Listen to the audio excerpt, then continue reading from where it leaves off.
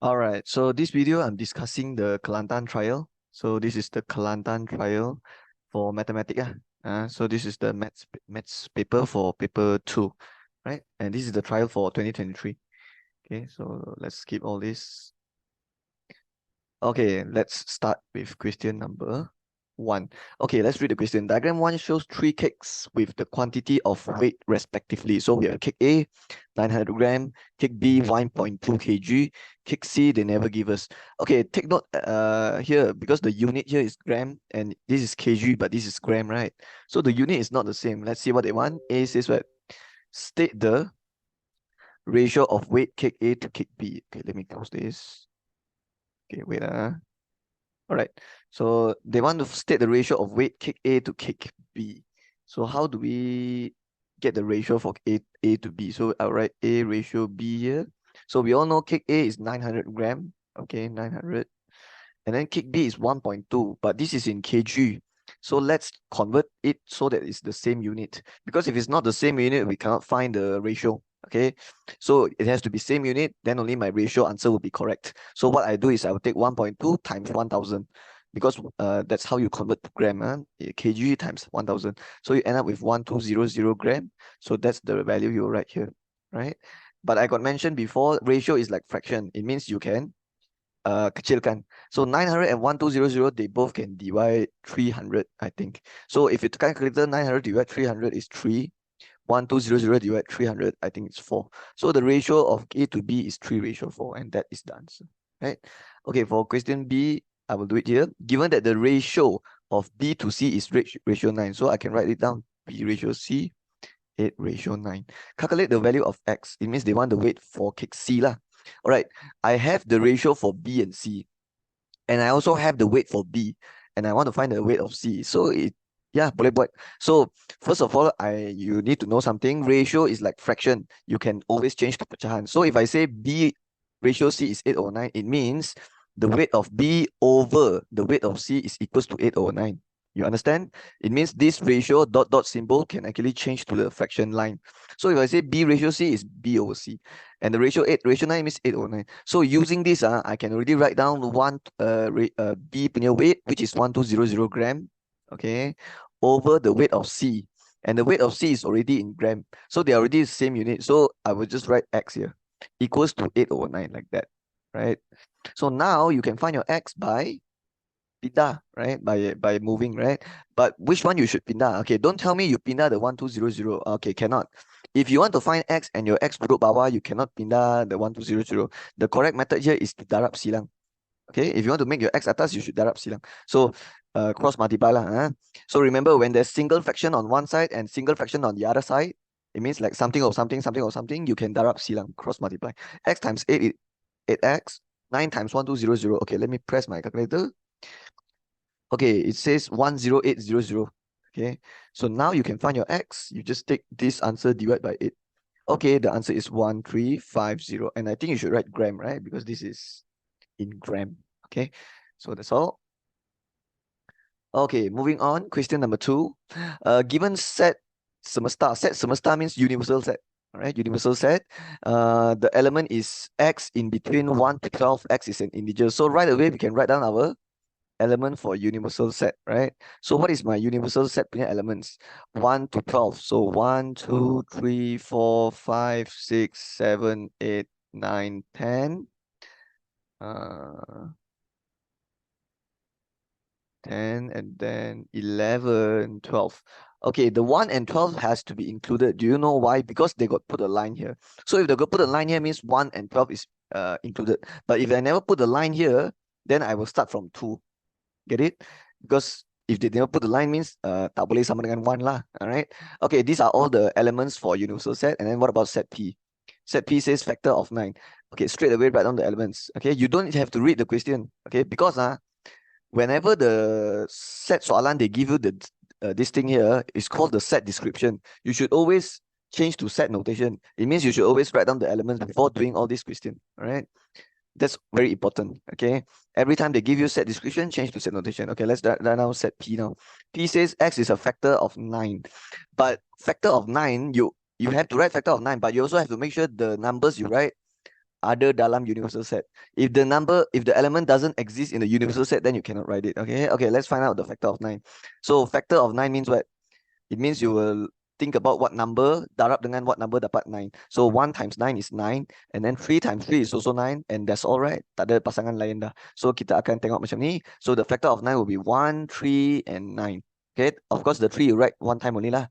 Dia ada 2 kali tapi 3 sekali saja. So the factor of 9 is 1, 3, and 9. But you have to make sure all these numbers ada dalam universal baru boleh tulis. So 1 ada, 3 ada dalam universal, 9 ada. That's why all of it you will write. Now for my Q. Q says what? X is a perfect square. So what is perfect square? Kuasa 2 sempurna. Kuasa 2 sempurna means, okay, let's give you some example here. So if I say 1 square, you get 1, right? 2 square, you get 4, right?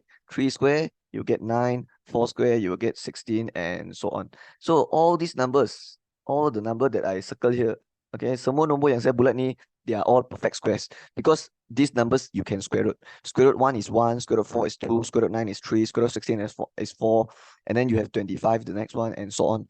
But they want perfect square, right? So what we write all these perfect square, but make sure dia ada dalam universal set baru boleh tulis. So 1 ada dalam universal set, 4 is a perfect square and ada dalam universal set, 9 is a perfect square, ada dalam universal, 16 saya tak tulis. Kenapa? 16 is a perfect square, but we cannot write because dia tak ada dalam universal set, right? Because universal set dia pergi sampai 12 saja kan. So these are all the elements for set P lah, alright?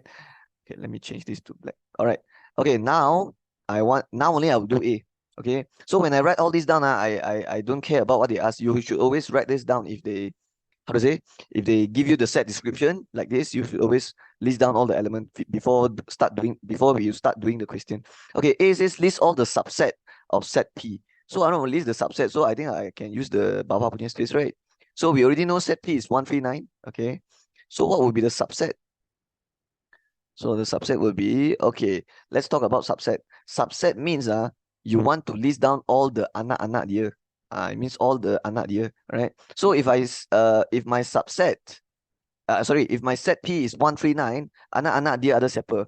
1, lagi, 3, lagi, 9, okay? And then you should also list down 1, 3, 1, 3, and then you should also list down 1, 9, okay? Okay, 1, 3, 1, 9, and then 3, 9. Okay, 3, 9. Okay, and then 1, 3, 9. Okay, 1, 3, 9. And then the last one is empty set. Okay, and you should have 8. 1, 2, 3, 4, 5, 6, 7, 8. Yeah, 8 subset. So this is how you do it. Oh, by the way, this empty set symbol, there's 2 ways to write the empty set. One way to write empty set is like this. Another way to write empty set is doing it like this. But they are both correct. Okay, so this symbol is the symbol for empty set ataupun set kosong lah. So I usually do it like this, right? But it's up to you. Okay? You can do it like this also. Okay, saya nak mention satu benda. Kenapa saya boleh tahu ada 8 subset dekat sini? Dia kena ada 8. Because there is a formula to find number of subset. You just use this formula, 2 power n. Okay, you use this formula, it will tell you the number of subset. Okay, but the n you have to ganti with number of elements. Number of elements. So for example, my set have 2 elements. Let's give an example here. Set A, we have 1 and 2, right? So how many subset do you think this set have? Okay, set A have 2 elements, right? So what you do is you ganti the 2 inside here, and then what is 2 power 2? You get 4, right? It means there should be 4 subset. So let's list down all the 4 subset. The first one, anak dia. Siapa anak dia? 1, and then 2. And then don't forget, the whole thing also you have to list down 1, 2, and then the last one is always empty set. So there's 4, you see. But why this question have 8? Because this set have 3 elements. Set P have 1, 3, and 9. So if you do 2 power 3, you'll get 8. That is why got 8 subset, right? So anak dia ada apa? 1 sahaja, 3 sahaja, 9 sahaja, 1 dengan 3, 1 dengan 9, 3 dengan 9, and then the whole thing 1, 3, 9, and then empty set macam tu, right? So can you tell me if the set have 4 elements, how many subset? If the set got 4 elements, then it will be 2 power 4. And if you press 2 power 4, you get 16, and there should be 16 subset, right?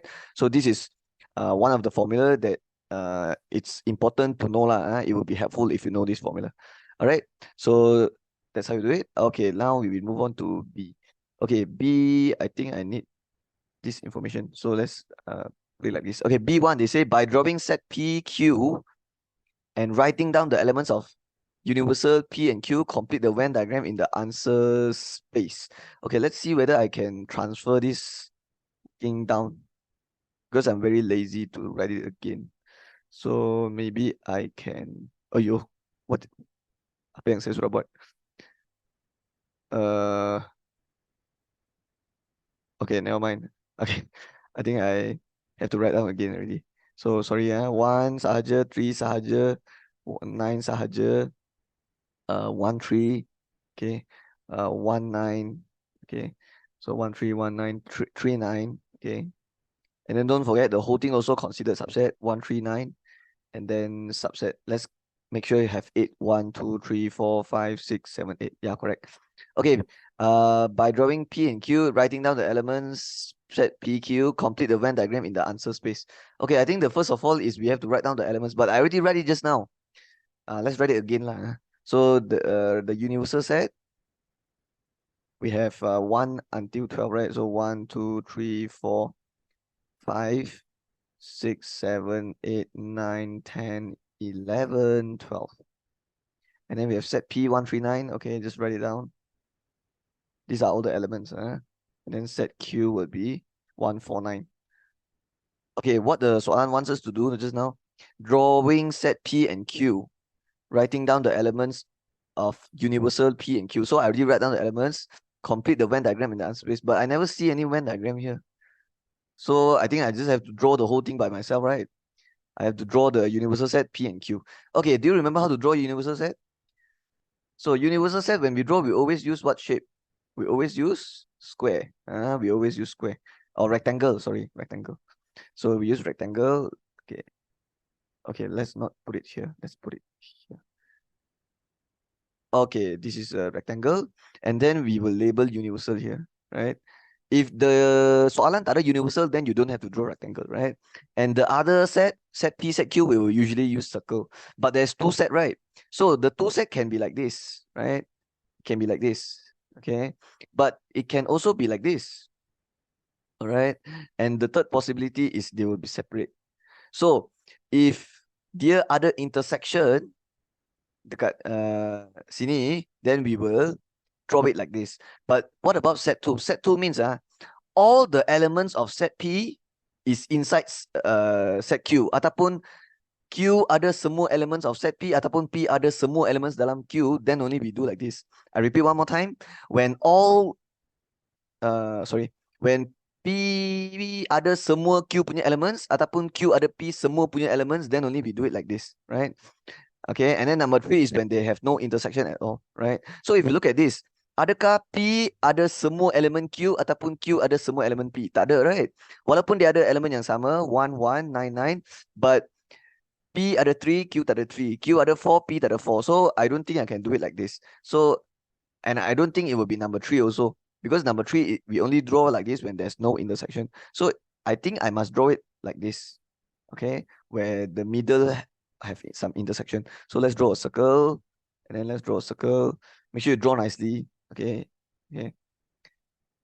Don't make sure there's no holes. Okay, and then here will be set P, here will be set Q. And I always advise to label the intersection part first, the middle. Okay, so what is the intersection just now? P and Q both have 1 and 9, right? So I'll have to put 1 and put 9. And remember to put dot. If there's no dot, it's wrong. Because if you don't put dot, it becomes the number of elements already. Okay, when we write down elements, we always put the dot. Okay, so after we put the 1 9, now we can put the 3. But the 3 I will put at here. Okay, because 3 only P have, Q don't have, right? And then 4 also, 4 I'll put here. Because 4 only Q sahaja ada, tapi P tak ada. That's why I put it here. Okay, now what about the outside part? Okay, the outside part, I will look at all the universal set elements. 1, 2, 3, 4, 5, 6, 7, 8, 9, 10, 11, 12. Nombor yang tak ada dalam bulatan ni, kita akan tulis luar. So 1 sudah ada, 2 tak ada, okay, 2 tulis. 3 sudah ada, 4 sudah ada, 5 tak ada, tulis. 6 tak ada, tulis. 7 tak ada, tulis. 8 tak ada, tulis. 9 sudah ada, and then 10 tak ada, tulis. 11 kena tulis. 12 kena tulis. Right? So this is the answer for B1. And then what about B2? B2, they say list all the elements of P complement intersect Q complement. This symbol, it means intersect. Okay, means you find the persilangan lah. So what you do is, okay, let's erase this. Erase all this. Okay, so I will do my question 2 here. Okay, first thing first, I think I have to find my P complement and Q complement, right? Complement means pelengkap in bahasa Melayu. What is P pelengkap ataupun P complement? It means you take everything in universal except P. Okay, let me tell you what this means. This means selain daripada P. Okay, ataupun dalam English, everything in the universal except P. So what is set P? 139, right? So it means you will take everything in universal except P. Okay, so except 139. So it will be 2, what else? 4, 5, 6, 7, 8, 9, no, and then 10, 11, 12. And don't forget to put the curly bracket, right? Ataupun you can tengok daripada you punya Venn diagram pun boleh. Everything except P means here, right? Betul?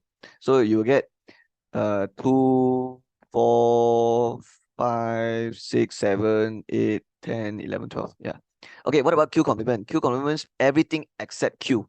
Everything in universal set except Q means selain daripada Q. So selain daripada 149 ada apa?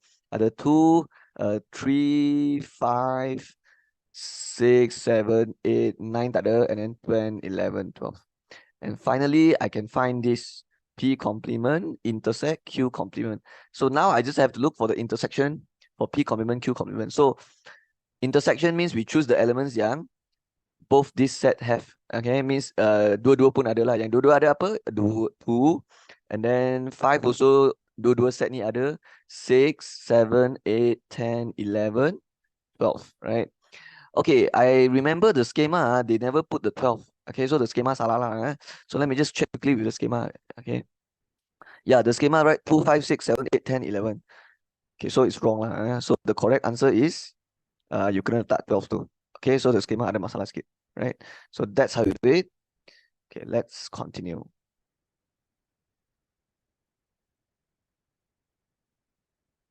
Okay, number 3. Okay, let's read the question. Okay, I think this is solid geometry. Form 2 chapter. Form 2, Form 3 chapters. Okay, diagram 2 shows an object made up of combination of a pyramid and cube. Okay, we can see it. This is an object. This whole thing, we call it object. And this object is made up of a pyramid and a cube combined together. The height of the object is 10 cm. So this 10 is not the height of pyramid and it's not the height of this cube. It's the height of the object. So object means from here to the lowest point, right? So, okay, actually there's some lines here, right? Okay, let's draw it nicely. Okay, so maybe something like this, and then this is the base, okay? And the height here is 10, okay? 10 cm. And then they say calculate the surface area of object in meter square. Surface area means luas permukaan. Okay, we don't have to find the permukaan yang dalam sini. Okay, because this one is covered. So surface area, we only find the outside punya permukaan. Alright. So this permukaan we won't find it because it's how to say, it's inside, it's not outside. Alright. So it's like perimeter lah. You only find the outer surface. Okay, the outside surface. So what we have to do first?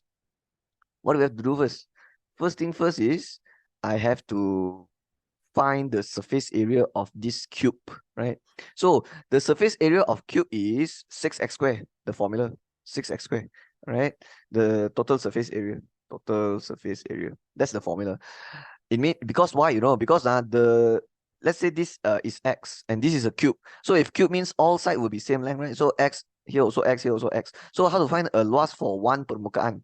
It will be x times x, which is x squared, right? But why I have to times 6? Because got 6 permukaan, 1, depan, belakang, bawah, atas, bawah, kiri, kanan. So that's why the total surface area is 6x squared. But when we do total surface area of object, okay, luas permukaan of this object, I cannot do 6x squared. I have to do 5x squared. Anyone can tell me why? Because it's only depan, belakang, kiri, kanan, bawah saja. Why the atas kita tak ambil? I told you already. The atas is not permukaan yang outside. It's like inside. So we don't have to calculate that this atas permukaan for this question because the atas punya permukaan is covered. It's already like, how to say, hidden inside. It's hidden.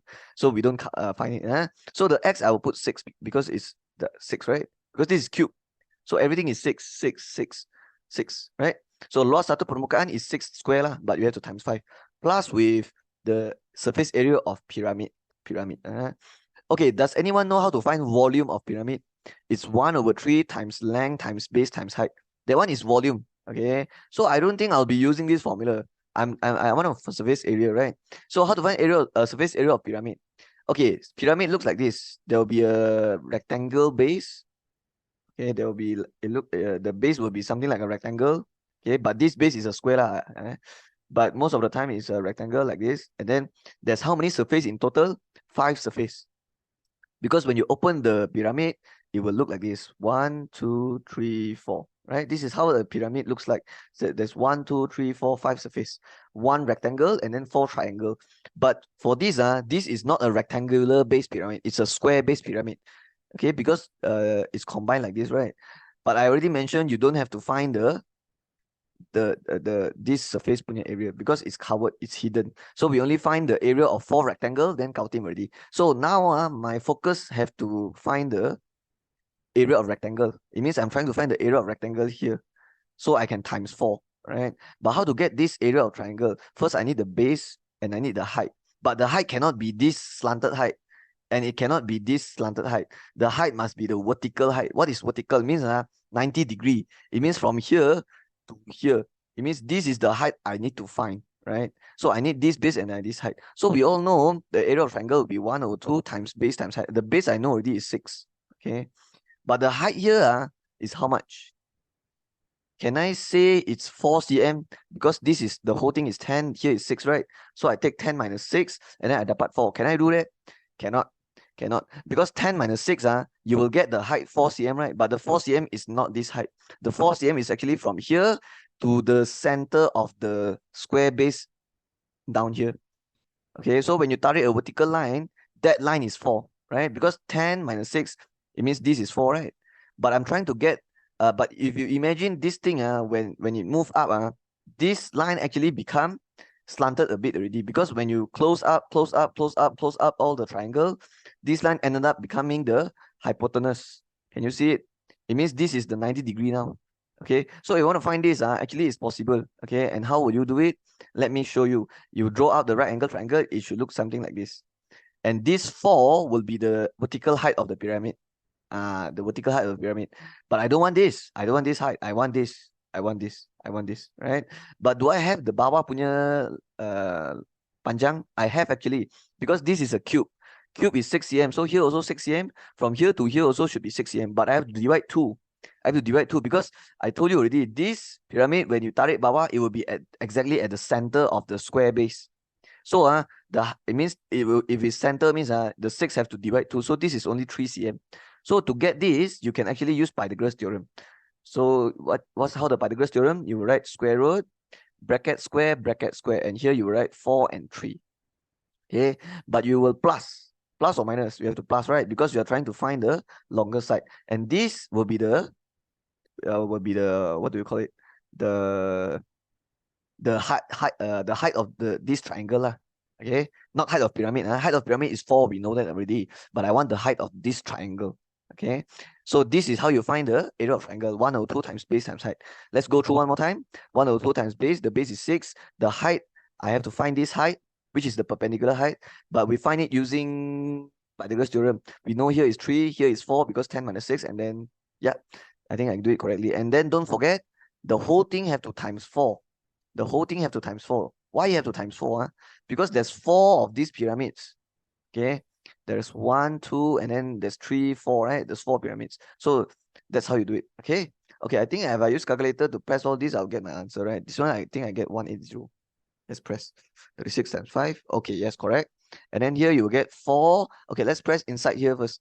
So it will be 1/2 times 6 times. Okay, this one if I press, I think I will get 5. Let's try. Yep, I get 5. And then here will be 180 plus. Okay, what is 1/2 times 6 times 5? 15. 15 plus times 4, 60. And then plus together you get 240, and the unit is cm square, right? So that's how you find the total surface area. This one also the schema do it wrongly, because the schema never times 4. Okay, this set the schema banyak salah. I remember my last video, I did the sekolah agama. Also, the schema all banyak masalah. Okay, so don't follow the schema. Follow this working, right? Okay, moving on. Number 4, draw an undirected. Undirected means there's no direction. Okay, so this is network in graph theory from 4 chapter 5. And then weighted graph. Weighted graph means you have to label the lines with some numbers, and the numbers can represent distance, price, anything. Okay, so let's read the question. Draw an undirected and weighted representing the road connecting several houses as in the table 1. So this is the table. So we have different houses here. Ali's house, Bob's house, the distance 8.7, Ali, Chong, 25.4, and so on. And then B, they say state whether the graph drawn in A is 3 or not a 3. Justify your answer. So I think first thing first, I need to draw first, right? Draw an undirected and weighted graph. So the graph I draw don't have direction, but have labeling. I have to label with the weight. And the weight in this case represents distance. So let's draw it. Okay, let's draw it. So I'll put down a bit. Okay, so how should you draw it? So we have Ali, Bob, 8.7. So you can start from any point you want. Okay, so let's put Ali here. So put a dot. So this vertex, I will label it Ali. And the distance between Ali and Bob is 8.7. So I'll just draw a random line. Let's just put it here. And then call this Bob. Okay, let's make it shorter. Because the space is very small, right? So let's just make it, I think, yeah, like this is good. So Bob. And then let's label it with the 8.7 kilometer. Okay, and then the next one is Ali Chong 25.4. So Ali Chong, where should I put the Chong? Okay, maybe just put it here. Let's make it longer. Because this one is 8.7, right? So let's make it make sense. Like, okay, this line must be longer than that. Okay, but not so long. Okay, maybe like this. Okay lah, can already lah. Okay, 25.4 kilometer. And don't forget to label Chong here. Chong. Okay, now it will be Chong David 3.5. Okay, this line must be very short because it's 3.5 only, right? So let's just put a short line. Okay, like this. You don't have to measure lah. You don't have to measure like 3.5 cm. No need. Just lebih kurang saja. So this is David. Okay, next will be Bob Yusuf 20.4. Where is Bob? This is Bob, right? 20.4. So maybe I draw down like this. Okay lah, can lah. 20.4 kilometers. So this is Yusuf. And then this will be Yusuf Fiona 16.7. 16.7. So let's draw it like this maybe. Okay, so this is Fiona 16.7 kilometers. Okay, now will be Bob Ganesh 32.8. Bob here, right? Ganesh. Okay, just make it long a bit. Okay, like that. Ganesh. So this is 32.8 kilometers. Okay, I think finished already. So how many marks? 2 marks. Okay, so this is undirected and weighted. As you can see, there's no direction. It's not one way. And then it's weighted, right? Because you have the labeling. Okay, now we do B. State whether the graph is a 3 or not a 3. Justify your answer. Okay, I'll tell you straight away this is a 3. Okay, let's write more complete. So we'll write the graph. The graph is a 3. Is a 3. Okay, but they say justify your answer, right? Okay, so I have to explain to you lah why I can straight away tell you this is a 3. Because this one they like to ask in trial, you know, like I did so many trial paper, they always try to ask this in paper 2 and paper 1 also. Okay, so you have to hafal what is 3. And I always teach students got how many characteristics? Got 4 characteristics, and you need to hafal all of them. Okay, all of them. The first characteristic, it must be a simple graph. It must be a simple graph. What is simple graph? It means no multiple edges and no loops. Okay, for it to be 3, it must be simple graph. Second, what's second? All vertices must be connected. All vertices must be connected. It means dia tak boleh ada satu vertex yang tak ada line. For example, like this, and then suddenly got one vertex yang tak ada line join. And this vertex, we call it isolated vertex. When dia tak ada connect dengan tak ada kena dengan line lah. So itu maksud dia lah. Tak boleh ada isolated vertex. And then the third thing is, what is it? No cycle. No cycle. It means dia tak boleh ada kawasan yang tutup. Okay. Itu maksud cycle lah. And then the fourth one is the number of edges, and E must always be NV minus 1. Alright. So if the graph got fulfill all these conditions, then only it's a 3. So please hafal all these 4 characteristics of 3. So make sure you hafal. All right, so now let's go down here. They want to justify your answer, right? So we said it's a 3. Why? Because it fulfill all this condition, right? So, but we have to write down the sebab. So how? Okay, to be safe, I will write down all the sebab. So first thing I'll write because this graph is a simple graph. Okay, it's a simple graph. Yeah, because there's no loops and there's no multiplication. So the graph is a simple graph mudah. Comma, all vertices are connected. Can you see? There's no isolated vertex here. So all vertices are connected. So write that in also. All vertices are connected. And then comma, what else? No cycle in the graph. No cycle in the graph. No cycle in the graph. In the graph. And my last reason will be my NE is equals to NV minus 1, right? So what I will do here is, and the number of edges is equals to number of vertices minus 1.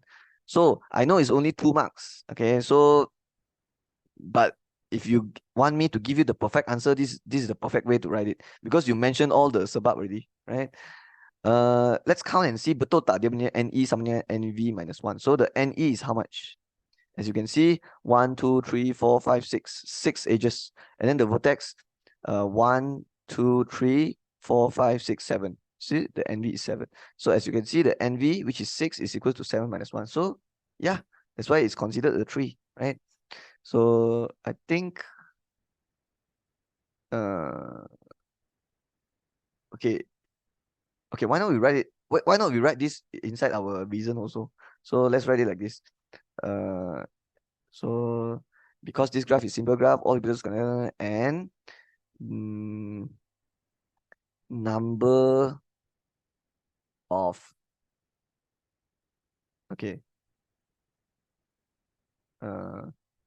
and NE equals 6 and V equals 7,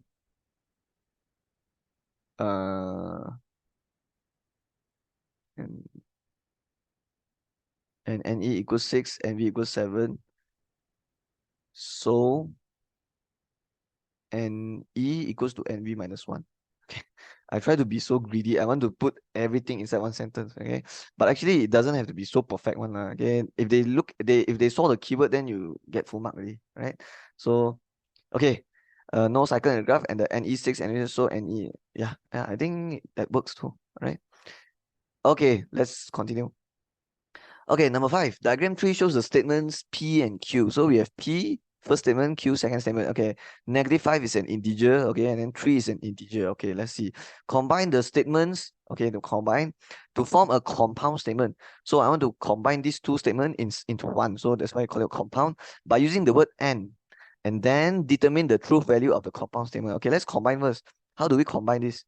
Okay, do we have space down here? Oh, don't have space, so let's write here. Okay, so the A answer will be like this. -5 is an oh, cannot lah, I cannot write like this, right? Because if they say -5 is an integer, 3 is an integer, of course you can write -5 is an integer and 3 is an integer, can also, but I think there's a better way to write this. You can write -5 and 3 are integers. Okay?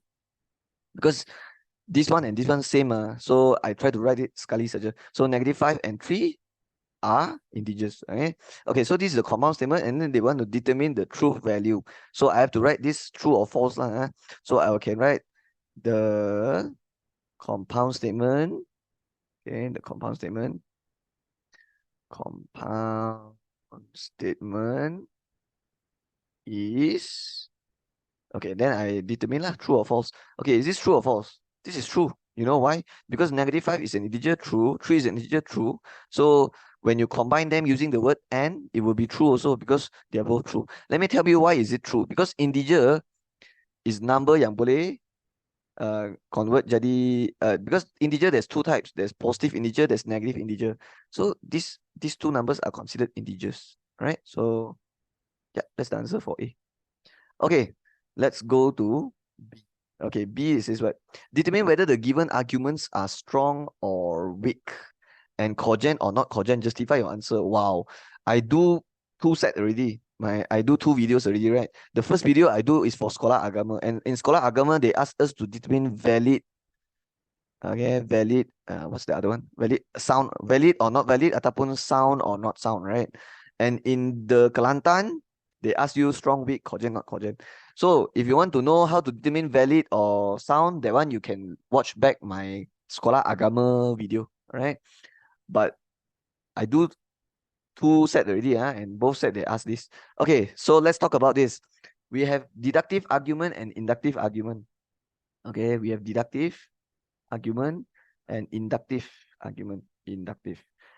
So usually deductive argument is when they give you, let's say, a general. It means from general to specific. Deductive, general to specific, and then from inductive will be specific to general. That's why this one is specific, and then the last one is general. But in deductive, the general one will be the first one. It means this will be your premise one. Kalau dia deductive. And deductive, the other 3 models. Model 1, model 2, model 3. So model 1 is like the all A are B, C is A, C is B. And then model 2, if P then Q, P is true, Q is true. Model 3, if P then Q, Q is not true, P is not true. Yang tu lah. Tapi I don't want to focus on that because the question never asked for that also. The question asked you to determine the strong or weak, right? Okay, for deductive, they will ask you valid or and sound, right? Okay, if you want to know valid, you will check the format.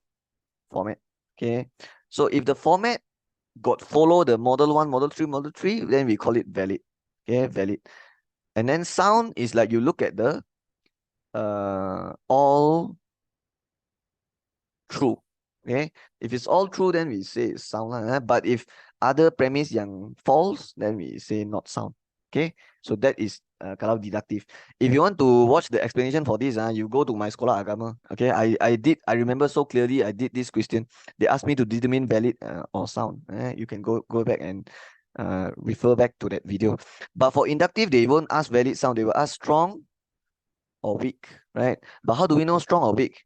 We look at the conclusion. Okay, conclusion true, and then I put a question mark. If conclusion true, then it's strong, it's a strong argument. But if the conclusion is weak, then it's if the conclusion is false, then it's weak. Then what about cogent? Cogent, you look at the premises. So if all premise true, then it's cogent. Tapi kalau other premise yang false, it means one of the premise is false, then I will say not cogent. But there is one very important thing here. Okay, I will have to put star here. I remember I mentioned this in my Sekolah Agama video also. I think Sekolah Agama video paper 2 also. Paper 2 also, because paper 2 got one question like that, right? But they asked us to determine valid sound and I mentioned this also. If the argument is not valid, then it's automatic not sound already. Okay. If it's not valid, it's automatic not sound already. Okay. Same with this. If the argument is weak, okay, it means the conclusion is false already. Then it's automatic not cogent already. If it's how to say, it means, for example, the conclusion is false, then I'll write weak, right? Then for cogent, not cogent, you don't have to check the premise already. Automatic is false already. Okay. Actually, this one I have to write all premise and conclusion. Yeah. No need. This all premise. This one is the one. All conclusion, all premise and conclusion. Right? So wait for me. All premise and conclusion have to be true. Then only it's sound, right? So if one of it false, then the whole thing is not sound already. But remember this, the one I put star, if it's not valid, it's automatic not sound already. You don't have to check already, because if it's not valid, it doesn't follow the format.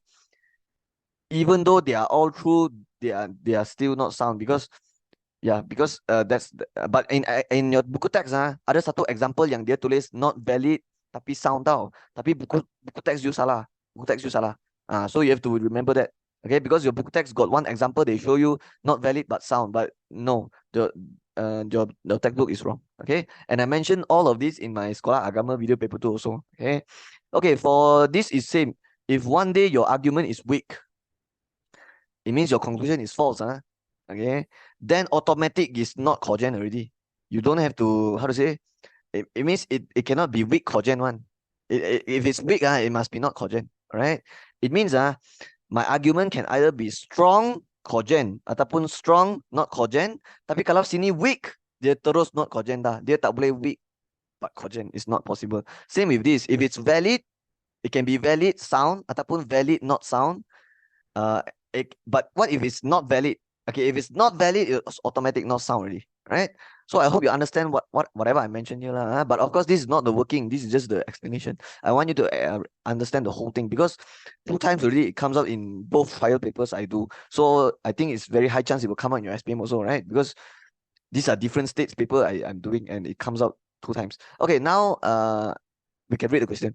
Determine whether the given arguments are strong or weak, cogent or not cogent. So definitely this is inductive argument. So how do we know this is strong or weak? First of all, we look at the conclusion. I told you already. If you want to know strong or weak, you look at the conclusion. But let's read the whole thing also. 1 is a prime number, is false. Okay. 1 is not a prime number. The smallest prime number in the world is 2. Okay.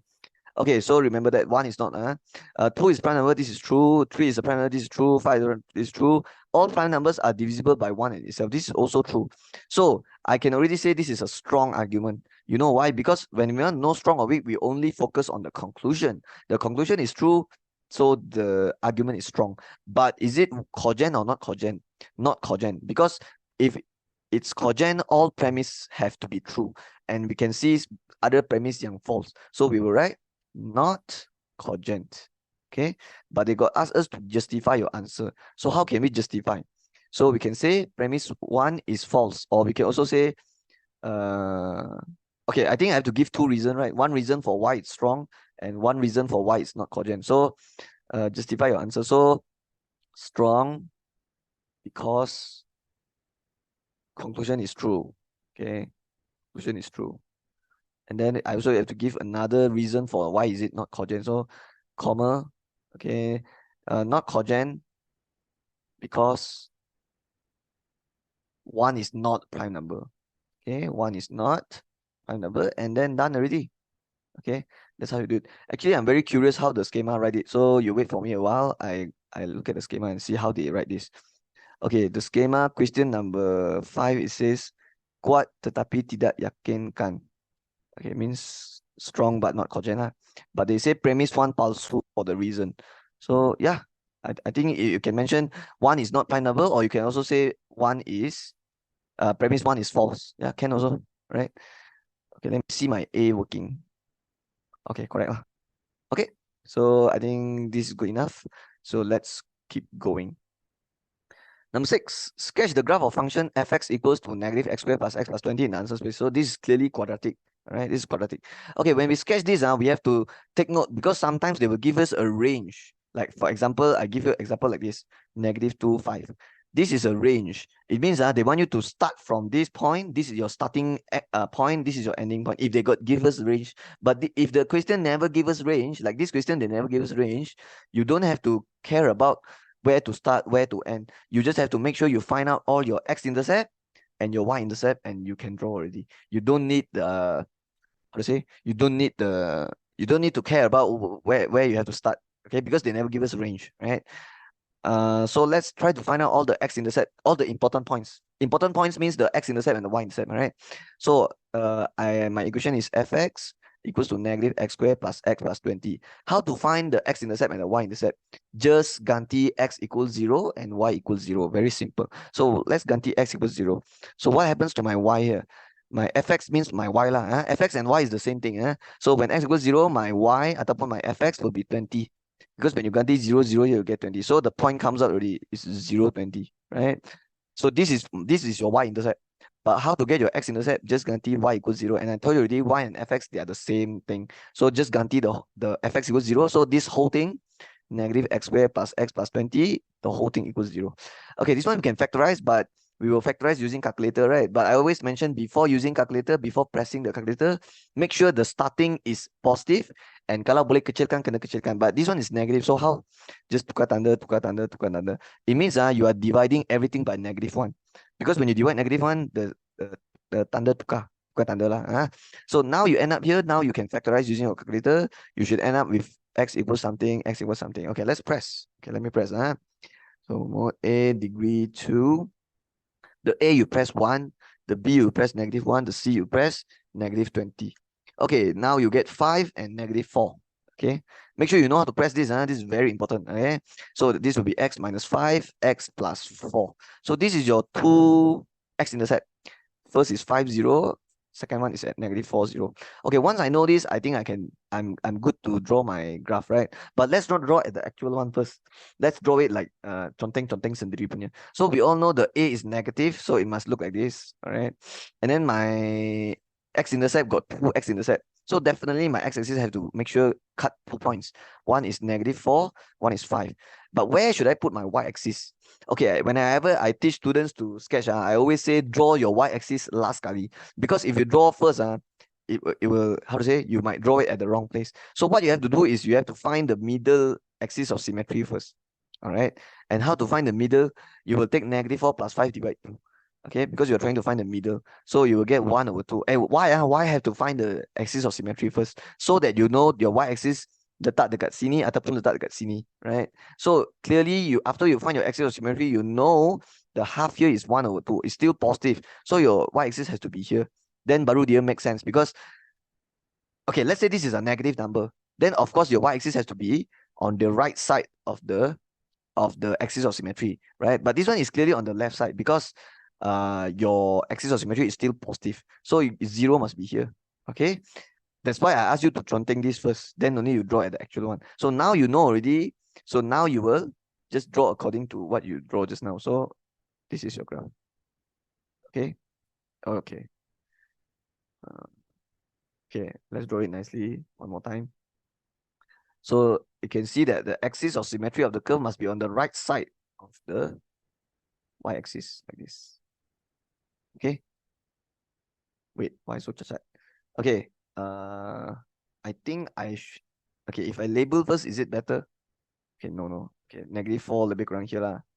And 5 agak-agak lah. So okay. It's so hard to draw using this.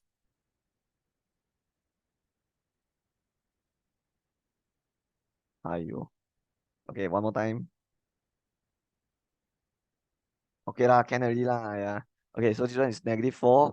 This one is 5. And I mentioned already, you don't have to worry about where to start, where to end, because the soalan never give us range. And after we draw this, we also know this. This is the y-intercept, which is 20. Okay. And don't forget, we know the axis of symmetry. Okay. The half the axis of symmetry is 1 over 2, right? It means this is 1 over 2. Okay.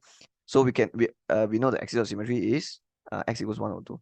Okay, so don't forget to write the equation also. Fx equals to negative x squared plus x plus 20. Right, so this is how we sketch the graph. Okay, let's do B. B says what?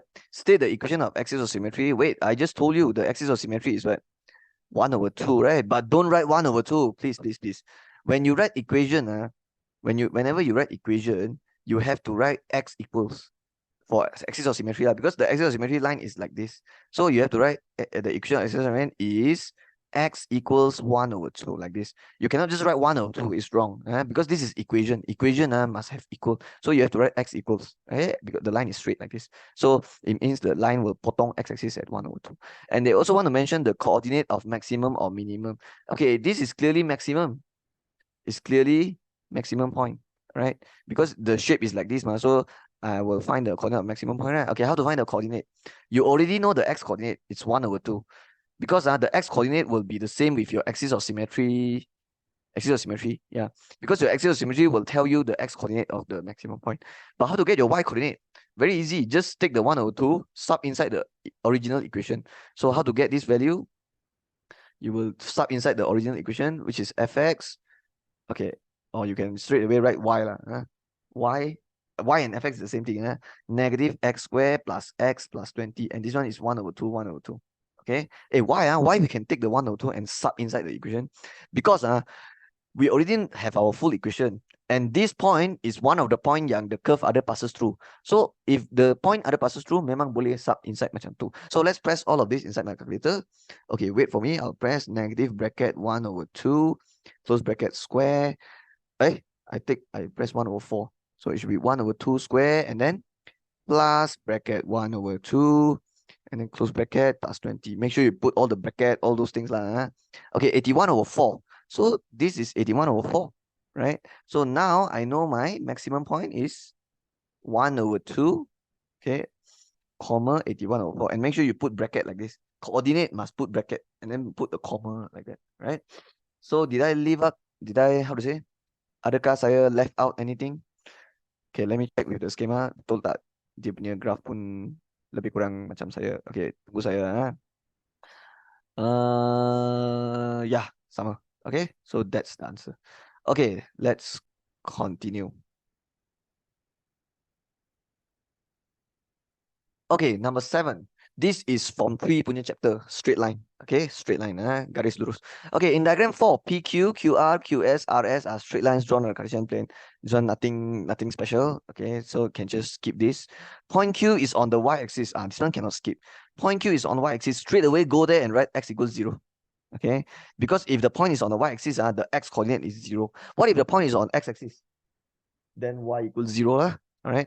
Okay, let's go. The straight line PQ is parallel to straight line RS. You see, whenever I do a question, whenever I see this important information, I will straight away write down gradient of PQ equals to gradient of RS. Okay, but I notice a lot of students, they don't have this habit. They like to just read the whole thing, okay, and then they read past all the important information, and then at the end they say no info.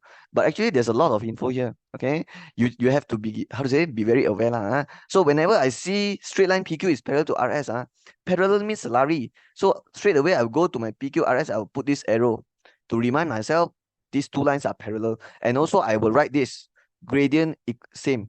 Why same? Because parallel, parallel means gradient same. PQ gradient and RS gradient same. Okay, and then they say the straight line QR is parallel to x-axis. So straight away go to your QR, put two arrow, because just now you used one arrow already, and then parallel to x-axis. It means QR is a non-gradient line. What do I mean by non-gradient line? It means this line, dia tak ada gradient punya. Okay. Do you know what is non-gradient line? Non-gradient line is line yang macam tu or like this. It's like horizontal, vertical. Okay. For horizontal punya line, dia punya equation akan jadi y equals number. For vertical punya line, dia akan jadi x equals number. Can you see I relate to my last question? You faham now why your axis of symmetry is x equals? Because your axis of symmetry is vertical, is straight down there. That is why it's x equals, right? But this QR line, I don't think it's x equals. It will be y equals number. But what number? Okay, it will be this value, and I don't have this value, right? Why just now the axis of symmetry I write x equals 1/2? Because dia potong x-axis dekat 1/2.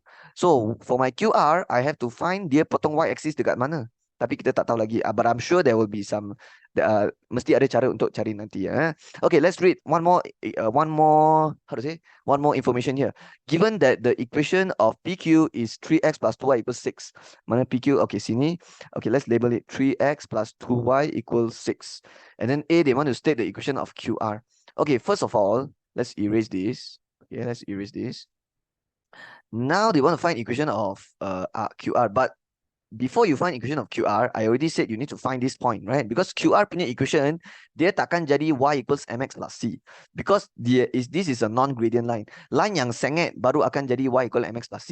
Kalau line yang horizontal, vertical macam tu, yang non-gradient, dia punya equation akan jadi y equals number ataupun x equals number. And for QR, it will be y equals number, right? But the problem is I don't know dia potong y-axis dekat mana. So how can I find this value? Well, it's very simple, because you want to find the y, this point. Can you see this point is the y-intercept of QR, but it's also the y-intercept of SQ, and it's also the y-intercept of PQ. So this point is very hebat, it's the y-intercept of 3 different lines. And guess what? I have the equation of PQ. So if I want to find the PQ y-intercept, I can straight away use the PQ equation, 3x plus 2y equals 6, because this is an equation.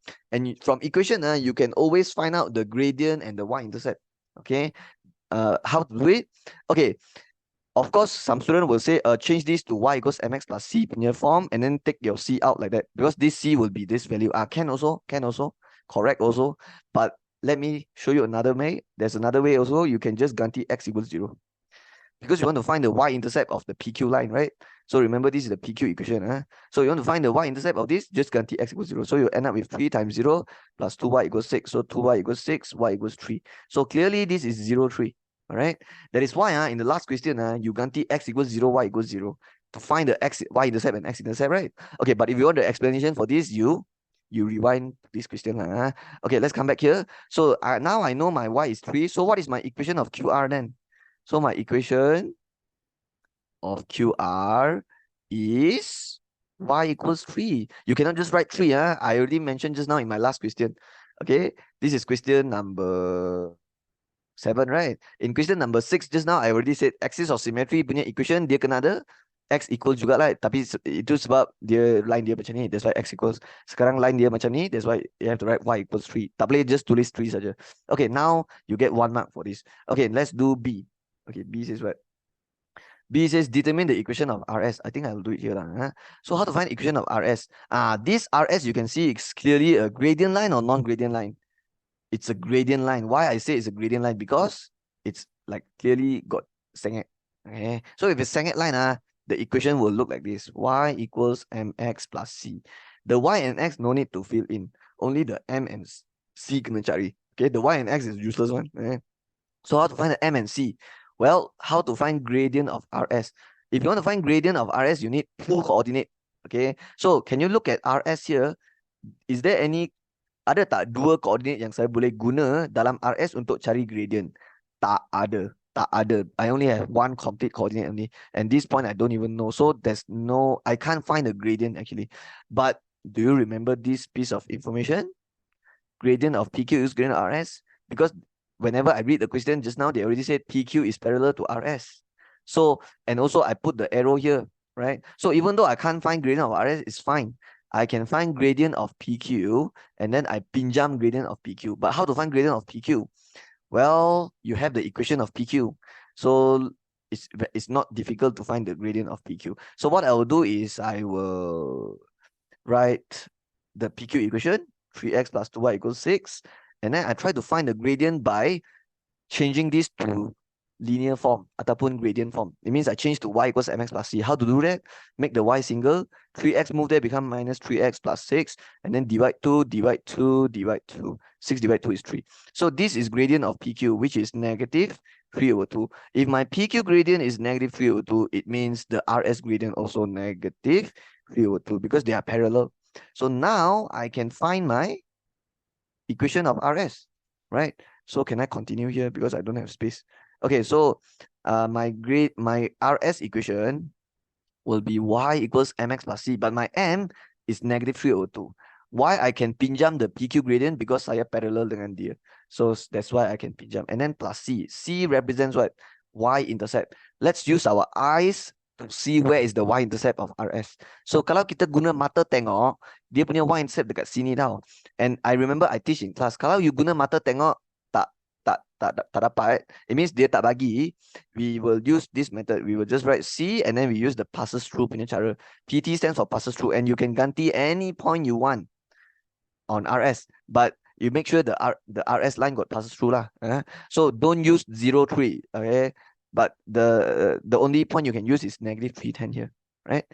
So remember, I repeat one more time. If you have the gradient, okay, I forgot to write x here. If you have the gradient, but you want to find the C, but the C there, you guna mata tengok tak bagi, you will use this method, passes through, and you sub in any point yang ada RS ada passes through lah. So clearly it's negative 310. So y is 10, and then the x you will ganti with 3.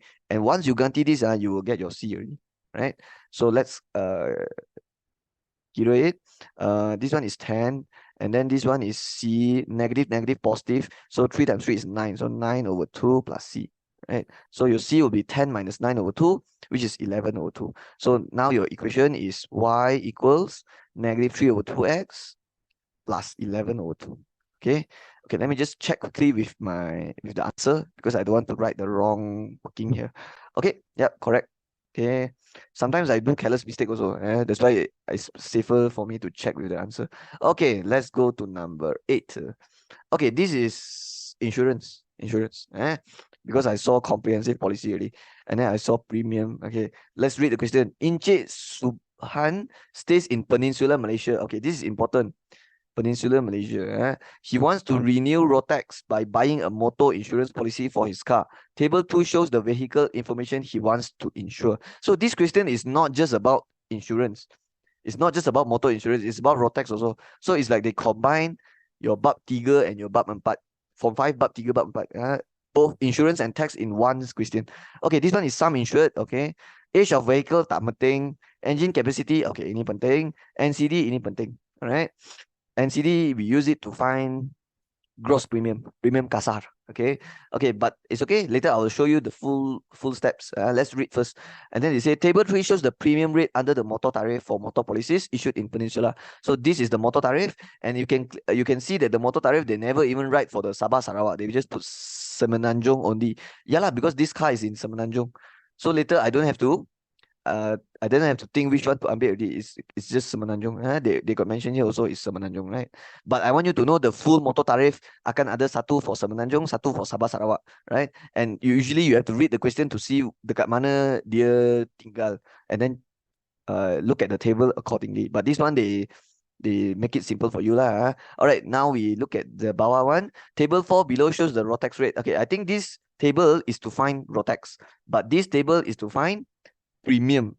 Okay, premium for the insurance lah, the motor insurance. So A says what? Calculate the gross premium for Encik Subhan's car under comprehensive policy. So A, I'm sure I'll be using this table. But then B, calculate Rotax, then I will use the second table lah.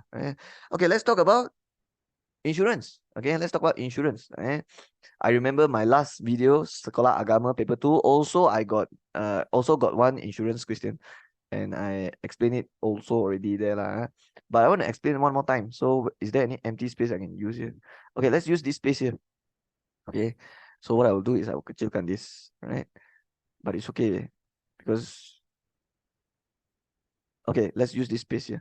So I want to use this space to explain to you motor insurance. So motor insurance got 3 policy yang you kena faham semua, you kena hafal lah all the steps. So we have the third party policy.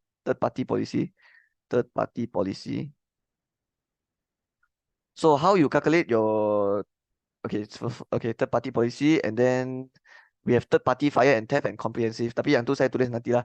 So how you get your basic premium means premium asas. Okay, I put here premium asas. So how you get your premium asas for third party policy? You can straight away look at your table, because in your not table lah, the motor tariff.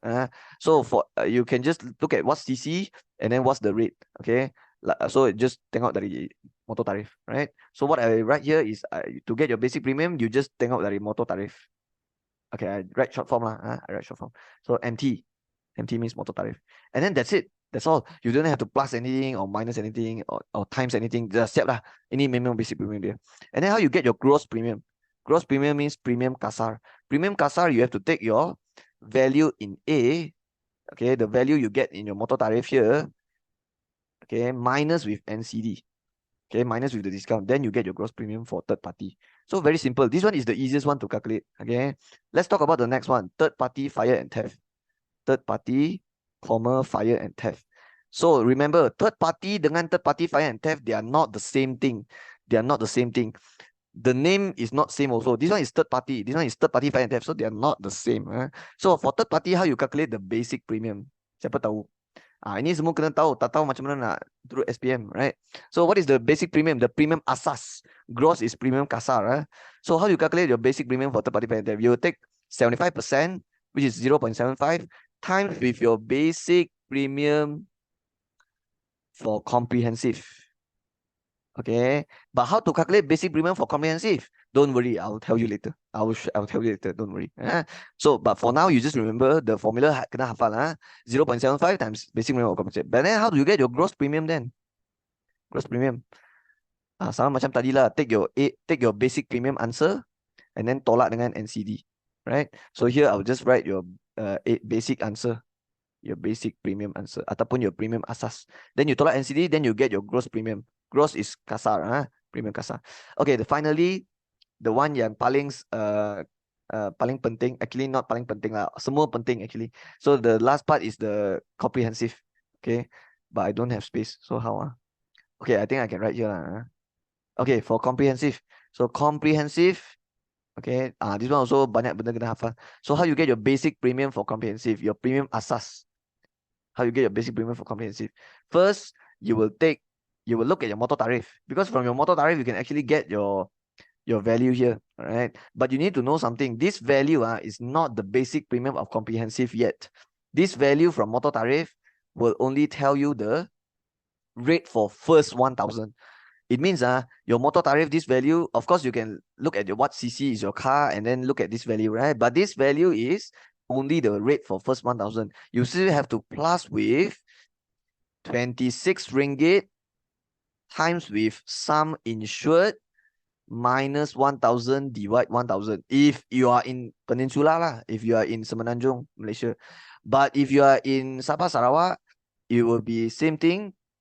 Look for your motor tariff, but then plus with 20.3, 20 ringgit 30 cent, times with sum insured minus 1,000 divide 1,000. Okay, it means whether you will use the atas formula or bawah formula depends on whether you are in Semenanjung or Sabah Sarawak. If you are in Peninsula Semenanjung, you will take the atas one. It means motor tariff plus with this and plus. But if you're in Sabah Sarawak, you will use the bawah one. It means 20.3 times sum insured minus 1,000 divide 1,000.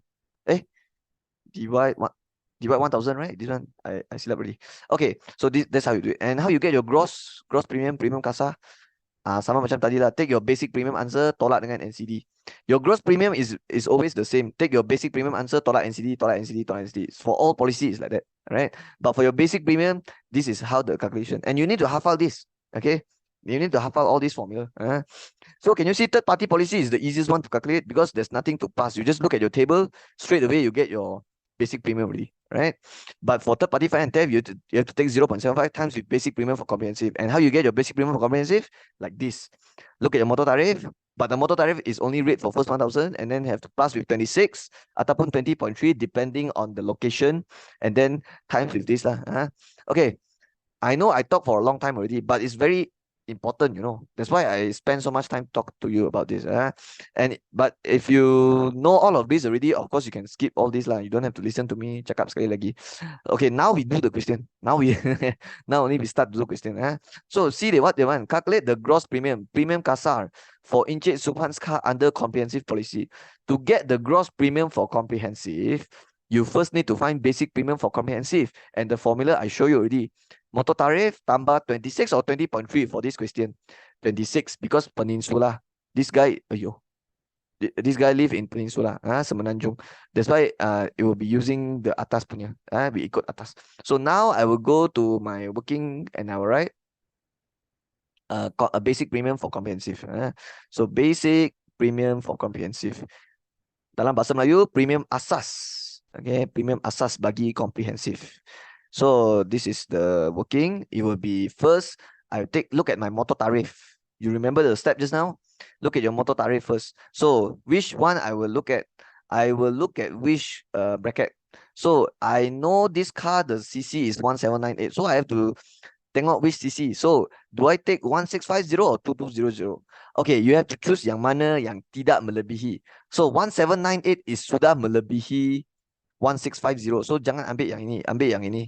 Sebab tidak melebihi mah. It means not exceeding. So 1798 tidak melebihi 2200. That's why this one. So we will look at this and this. But we will look at the comprehensive one because we want the comprehensive. The soalan ask for comprehensive. So don't look at this.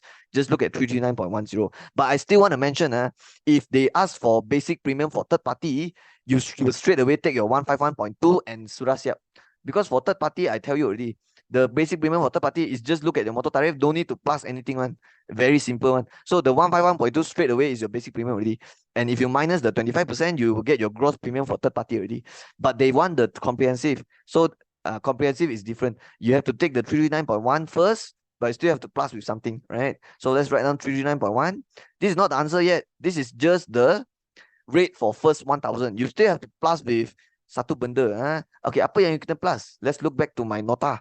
I tell you already, plus with what? 26 ataupun 20.3 depending on your location. But it's 26 because it's Semenanjung, this question. So 26 darab, sum insured minus 1,000 divide 1,000. So let's, what is your sum insured? 75,000, right? So let's write down 75,000. 26 first. 26 first, baru darab dengan 75,000 minus 1,000 divide 1,000. Okay, you don't have to understand why is it minus 1,000, why is it divide 1,000. You don't have to understand. You just have to hafal. You just have to memorize. Of course, if you want me to explain, can also, right? But sometimes I realize It's so much easier if students just hafal it, right? Because when you hafal it, you can do it already. And the more you latihan you do, you will slowly understand. It's better than trying to understand, because you will get stuck. Okay, your progress will stop there. If you try to understand, how to say, you try to understand too much, why is it like that? So it's better to just hafal first. And after you hafal, the more exercise you do, slowly you will understand why is it like that. Okay, so 339.10 plus with this. So I'll press all of this first. So what is 75,000 minus 1,000 and then divide 1,000? Okay, my calculator give me 74, but the 74 I have to times with 26, right? So let's press all this. So 26 times 74 first, and then plus with 339.1. Okay, my calculator give me 2263.1, but don't forget to write RM. If you don't want to write RM atas, it's okay, but the last barriers have to write 2263.10. So this is your basic premium for comprehensive, but they want gross premium, premium kasa. You remember my nota? To get gross premium is always the same step, is to take your basic premium minus the NCD. Okay, nothing changed. Only the basic premium you have to hafal only. The basic premium, because for all these three policy, cara untuk cari basic premium dia semua lain. So semua kena hafal lah. And the 2620.3 value, the exam will not give you. You have to hafal. You must hafal. Okay, now I want to find my premium kasa. So I'll write gross premium. Or you want to write premium kasa also can. Okay, in Bahasa Melayu. So how to get your gross premium? Just take your basic premium answer, 2263.10, minus with your NCD. And I remember they got mentioned your NCD is what? 25%. Okay, 25%. So now I will just write like this, minus with open bracket 25%, which is 0.25, times with 2263.1. Okay, I always recommend students to write in decimal, because 25% is 25 over 100. Of course, you want to write 25 over 100 times 2263.1 can also, but it's better to write in decimal. Believe me. Because in some chapters, okay, you want your working to be, how to say, less fraction. So it's better lah. Just believe me. So try to make sure you pandai convert percentage to decimal. Okay, press 2263.1 minus open bracket 0.25 times 2263.1 close bracket. Okay, I got 1697. So RM 1697. Ayo, but they gave me 0.325. So how I write 33 lor. Cannot write 325 because this is RM. So RM usually just 2 decimal place. So I will round off. So the 325 become 33. It means 33 cents lah. So this is your A answer. What about your B? Calculate the raw tax that Encik Subhan has to pay. Okay, let me check my A answer first, because I'm scared. What if I do careless? Okay, betul. Yeah, betul. Okay, B. Calculate the raw tax that Encik Subhan has to pay. So raw tax is very easy. It's not like motor insurance. Remember, under the tax chapter, the only one yang susah is income tax. The rest of the tax, cukai tanah, cukai jalan, road tax, property assessment tax, cukai pintu, semua tu senang sebenarnya. So road tax is actually very, very easy one. You look at the table, you can do already. There's no formula. It's not like insurance where there's so many hidden formula, like all the value you have to tambah. Tak ada. Road tax is like very straightforward. Very straightforward. If you power income tax, the road tax also you automatic power one. So how to find the road tax? First of all, which CC? I forget already. Let's look back. 1798 CC. So 1798 belongs to this bracket. So the progressive rate, base rate is 200. But for the progressive, it's 40 cents for each CC exceeding 1,600. So it's you can actually how to say? You can think this 200 you can treat it as the premium, how to say, the cukai dasar, the cukai dasar, and then this one you can treat it as cukai baki. Okay, don't worry, I'll explain. So the 200 you must pay already. This one you must pay. Okay, confirm have to pay, because this one is the base tax, right? But you have to plus with what the progressive says, what every CC exceeding 1,600 you have to pay 40 cents. So for example, if your CC is 1601 CC, it means you have to pay how much?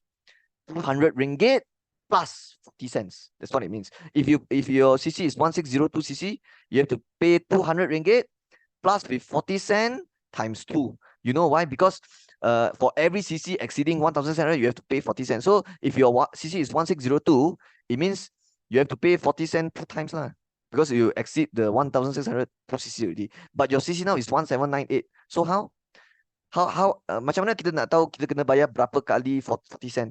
It means I have to take 1798 tolak dengan 1600 dulu, baru darab 40 sen, betul?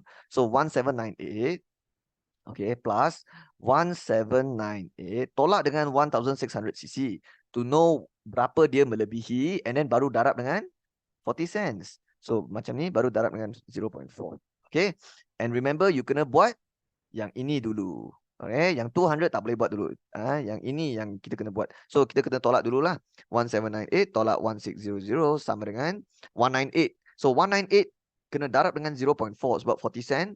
So you dapat 79.2. Okay, and then when you plus these two, this is like the cukai dasar, cukai baki, you know. So after you add the base tax and the balance, you will get your final answer. So your final answer is 279.2. So this is your RM 279.2. But make sure you write 20 and you have to write RM also because it's price. So you have to write the 2 decimal place. Okay. So that's how you do it. Okay, let's continue. Let's continue. Number 9. Diagram 5 shows the graph of a trigonometric function for x in between 0 and 360. So we can see it, 0 and 360. A says state the trigonometric functions, and then B says determine the p-value. Okay, to explain this, I will explain it like this. For trigonometric function, the function will always look like this. Y equals to A trigo bx plus c. Okay, what is this? What is this? Okay, let me tell you this trigo first. Trigo, it can be sine, cos, or tangent. Okay, if this is sine, then the shape will look like this, like a wave. This will be 0, this will be 360, this will be 1, this will be -1. This is if it's y equals sine x. But if this is cos, how the cos x looks like, it will look like this. All right. So this is 1, this is 0, this is -1, and then this, okay, this one actually has to go higher one. Y equals cos x. Okay. So let me draw it nicely. Sorry. Okay, so like this, like this, like this. Okay. So this is 1. So make sure I have to be up a bit. So like this. Okay, this one -1, 0, this one 360. This is kalau dia cos x, right? But if it's tangent x, it looks like this. Up and then dotted line and then go like this, like this. And then this one don't need to write 1, -1. Okay, because tangent tak ada limit, right? So these are the 3 basic graph. Tapi ini kalau dia sin 1x, cos 1x, tangent 1x. So the trigo can be sin, cos, or tangent. So if you look at this graph, what do you think? Do you think it's the sine or cos or tangent? You know it's sine already. So later this one confirm must write sine. But we still need to kenal pasti the nilai A, the B, and the C, right? So I'll tell you one by one what is A, B, and C. So let's talk about B first. B is the number of cycle in 360. This is very important. Number of cycle in 360. This is very important. It means dalam 360 ada berapa sine graph. Okay, satu sine graph is like this. Okay, satu sine graph is like this. Satu cos graph is like this. Satu tangent graph is like this. So dalam 360, what do you think? In this diagram, dalam 360 ada berapa sine graph? Satu kan? So later the B, I think I have to put satu. Okay. Okay, now let's talk about A. A is the amplitude. Amplitude. Okay. Amplitude. Ataupun ada satu formula, you boleh ambil the total height. Total height bahagi 2. Bahagi 2. Okay, total height means from here to here got how many unit, and then divide by 2 to get the amplitude. All right. Okay, and then what about C? Okay, C is when the whole graph naik atas ataupun the whole graph turun bawah. It means that the whole graph, the whole sine graph shift upwards ataupun shift downwards. Then the C have to put some numbers lah. If your C is positive, means the whole graph naik. C negative, turun. Okay, now we try out to write our A answer. State the trigonometric function. You already tell me this is sine. But sine how many x? Sine 1x. Why 1x? Because there's only one cycle in 360 degrees, or only one sine graph. But usually one tak ada orang tulis lah. So we just write sine x. Okay, let me ask you, what about the A, the amplitude? Amplitude will be 2. You know why? Because the amplitude here is, amplitude means the maximum point until the center line punya jarak, which is 2. Okay, or you can use the formula I show you here. Total height divide 2. What is the total height? Sini sampai sini ada 2 unit. Sini sampai sini ada 2 unit. So 2 plus 2, the total unit is 4. And then 4 divide 2 is 2 lah. That's why the amplitude is 2. Okay, don't take the negative. Okay, height tak ada negative. Alright, kita ambil berapa jarak dia saja. Okay, what about the plus C? Okay, the plus C will be 0 because this graph the other shift up, shift down also. Let me tell you how you know whether this graph got shift up or got shift down. If your maximum value and your minimum value is not same, then the graph got shift. For example, if your sine graph looks like this, okay, no, let me change a bit. So let's say your sine graph looks like this, okay, sine graph look like this, and then your atas here is like 3, and then here is like -1. Then you know this one the whole graph got move up already because this is 3, this is -1. If dia tak ada move up nilai dia kena sama one. Tanda tak sama tak apa, but the nilai must be sama one. For example, 3 -3, 2 -2, 1 -1, 5 -5, 6 -6. You get the idea. If dia tak ada shift lah, but if it becomes like this then you know the whole graph shift out already because your center line is here already. It's no longer the x-axis, right? But your amplitude is still 2, you know. Your amplitude, you don't tell me, hey, sir, the amplitude is 3. No. The amplitude is still 2 for this question. The reason why is because we use this formula. The total height divided 2. What is the total height between here and here? 3 unit. The total height here is 1. Don't look at the negative. We only want the jarak. So total height is 4. And then when you divide 2, you see the amplitude is still 2. That is why whenever I teach students, I always say the amplitude, don't just look at this number. You have to look at the down number also because okay, of course, if this is 2 -2, the amplitude will be 2 lah. And then if it's 3 -3, the amplitude will be 3. But sometimes if the number atas dengan number bawah sama, then you might need to use this formula already. So for example, this one, the amplitude is not 3, it's 2 actually. Okay, but why is it like that? Because the whole graph moved up already. That's why the number here changed already. It's no longer 2 -2, it's 3 -1 because the whole thing moved up. Okay, lah. I hope you get the idea lah. Okay, so I will erase all this. Okay, so you know, so you understand why is it your answer like that? 2 sine x. 2 because the amplitude is 2. B is 1. Okay, because only one cycle in 360, but the one tak payah tulis. Plus C is +0, so +0 tak payah tulis. Okay, so that's your A answer. Okay, soalan B, determine the P value. Okay, I know my P value is here, and even though I don't know my P is my X coordinate here, right? But I know my Y coordinate is -1. So what I can do is I can ganti inside this equation. When X equals to P, Y equals to -1, and I just ganti inside. Why I can ganti inside? Because got passes through. Because this curve got passes through. That's why I can masuk. So the Y I will ganti with -1 equals to 2 sine X, which is sine P. Now I can find my P, right? So 2 sine P equals -1, sine P equals -1/2, and then we pindah sine. So sine, when you move, they become sine inverse. And then please don't tekan the negative. Can you see I never write the negative? Because you cannot tekan negative. Why? Siapa ingat saya ajar dalam kelas sudah? We cannot tekan negative because negative only indicates quadrant. If we tekan negative, salah tau. If we tekan negative, salah. So when we tekan, we don't take the negative. Remember, So let's press shift sign 0.5. Okay, my calculator give me 30. But is this your answer? No. No, this is not the answer. This is not your P answer. This is your RA. So don't write P here. You write RA. RA is reference angle. Sudut rujukan. The next baris baru you tulis P. Okay. So what is your real P then? Okay, you have to look at the quadrant lah. That is why when you tekan the when you tekan, you don't tekan negative. And when you tekan in your calculator will only give you the reference angle, which means the quadrant 1 angle. But you still have to convert yourself. So all add sugar to coffee, right? So all positive, sign positive, tangent positive, cos positive. So if sign negative, it's which quadrant? Third quadrant and fourth quadrant, right? Because kalau positive, first and second, right? So sign negative is actually third quadrant and fourth quadrant. It means the 30 degree is the first quadrant only. I have to convert to third and fourth. How to convert to third? 180 plus. How to convert to fourth? 360 minus. 180 plus 30, 210. 360 minus 30, 330. So these are the value for P. But I don't think P can be two different angle at the same time because P is here. So I think it's either one of it, right? So I have to reject one of the answers. So I will tell you now it's 210. Okay, you know why? Because this graph, it's one cycle in 360. So the potongan will be very natural. It will be 180, 90 will be here, 270 will be here. So this angle is definitely not more than 270.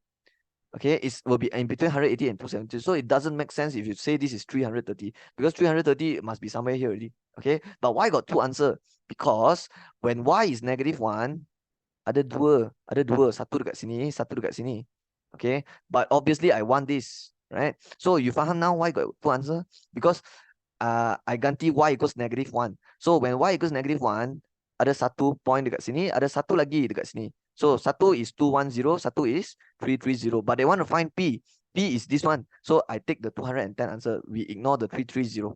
Okay, so that's how you do question number 9, right?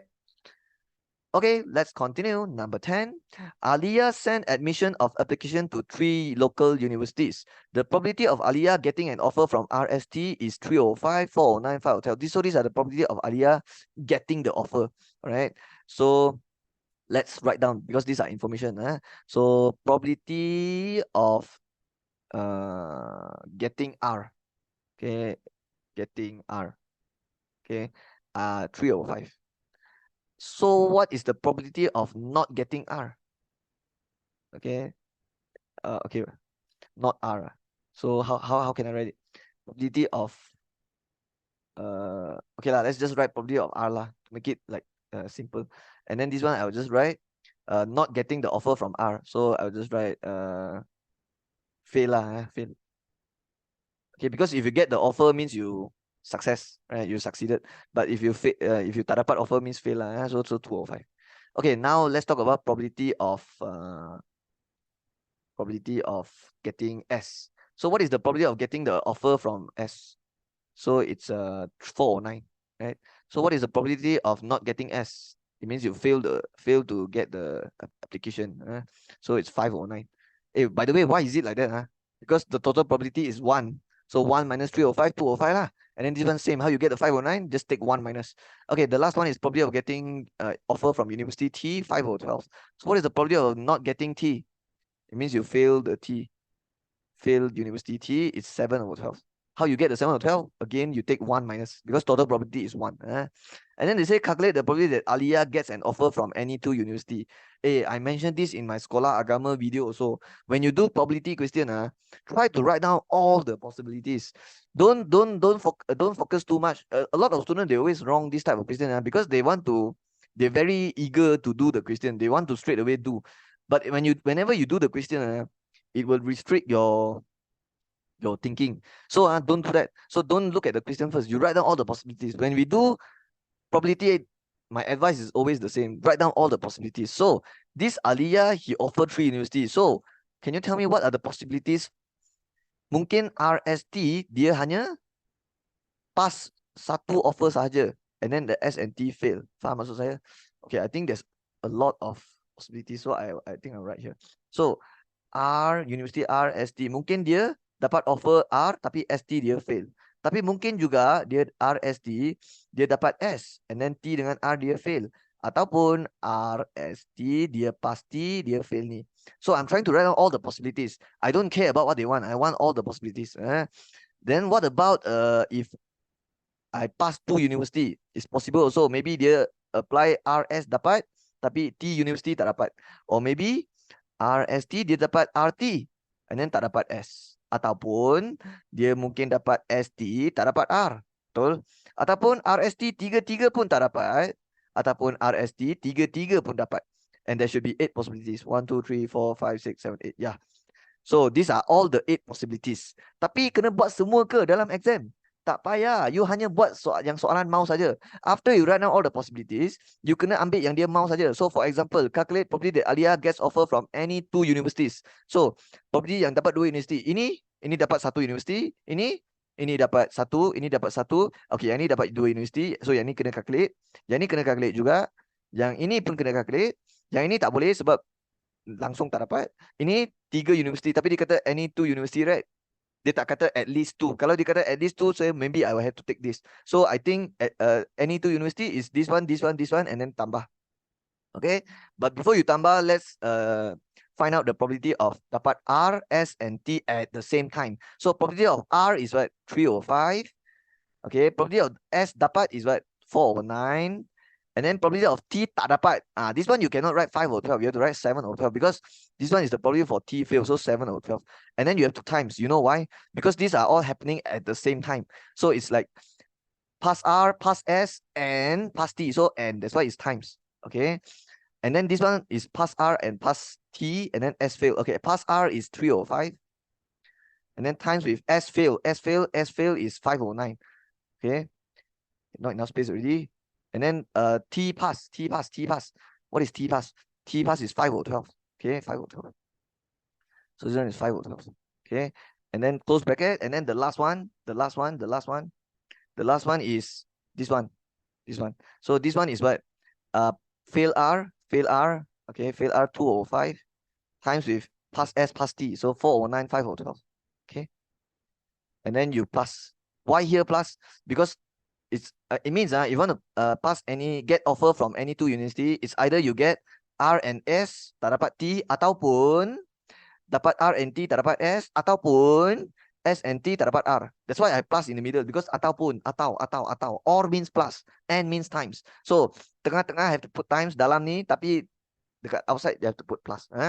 And don't forget to write, this is the probability of what? Any two universities. Okay, and then equals. So don't forget to write the P stands for probability, and then you press all of this, and then you should get your answer. Okay, I will press all of it in one sekaligus.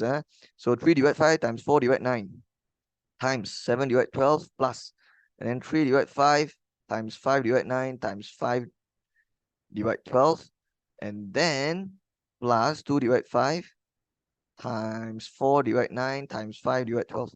Okay, I got 199 over 540. 199 over 540. So that is my answer for A, right? So now for my B. For B, how to do? At least one university. Okay, we look at all the possibilities. Can you see it's so helpful if I write down all the possibilities first? That is why my advice is always the same. When we do probability, write down all the possibilities. So we just choose which one is at least one university. This one, this one, this one, this one, this one, this one, this one. Because at least one means what? Sekurang-kurangnya satu universiti kena dapat. It means yang ada satu universiti kena ambil. It means how many bracket I have to do? 1, 2, 3, 4, 5, 6, 7. 1, 2, 3, 4, 5, and then everything plus together. But it's very slow. And in sekolah agama also I got one question like that, and I also use this same method to do. So do you remember what's the other method? If you don't want to do like this, you can also take what? What is total probability? Total probability mesti berapa? 1 kan? So if you want 1, 2, 3, 4, 5, 6, 7, it means take everything except yang saya tamau is this one, right? So if I tamau this one, what we can do? To get the probability of at least one, you can also take 1 minus, because total probability is 1. And then minus yang mana? Yang 3 pun tak dapat. 3 pun tak dapat. So 3 tak dapat is what? Fail R, fail S, fail T. So fail R is 205 times fail S is 509, and then fail T is 712. Okay. But what if you very rajin? You want to do it like this separately, 1, 2, 3, 4, 5, 6, 7, add all together. Can also. It's very slow, but you will get the same answer. Okay. So this is the faster way. Okay, let's press 1 minus 5 times 5 divided 9 times 712. Okay. My calculator give me 47 over 54. Okay. So this is my B answer. So that's how you do it. Okay. Okay, so let's continue with section B. So section B, they want us to jawab semua soalan. Yeah, this paper 2, only section C we can choose, right? Okay, let's look at question 11. This is transformation, right? So let's read the question. Number 11, diagram 6 shows pentagon A, B, C, D, E, P, Q, R, S, T. Okay, so there's 2 pentagon here, right? So A, B, C, D, E, P, Q, R, S, T. And then they say drawn on the Cartesian plane. Okay, and then let's see what else they say. All right. Okay, so soalan A, what they want? Okay, let's make it smaller. Okay, so soalan A, they says pentagon PQRST is the image of ABCDE under combined transformation MN. Describe M and describe transformation M and transformation N. Okay, so before you describe, what you have to do first? I always say this. Before you describe, you cannot describe first, because you don't know whose object, whose image. You have to write down siapa arrow siapa dulu. So they say what? PQRST is image of ABCDE under transformation MN. It means I have to draw 2 arrows. And dia kata PQRST is the image. So PQRST have to put paling belakang. And then ABCD have to put paling depan. But why got 2 arrows? Because under 2 transformation. You see, under combined transformation MN. The first one is N, the second one is M. So first one here is N, this one is M, right? But oh, one more thing is you have to remember kena buat transformation belakang dulu. Yang tu penting lah. So if they say mn, it means n dulu baru m. So yang tu penting juga, alright? Because if you terbalik tulis, wrong also. Okay, then now they want me to describe m transformation and n transformation. So we all know A, B, C, D, E. This one is the first object. But then we have to do transformation n. Lepas tu baru buat transformation M jadi PQRST. Okay, if we look at A, B, C, D, E and PQRST, confirm one of the transformation will be enlargement. Because if you look at the final image, it's way bigger than the one I start with.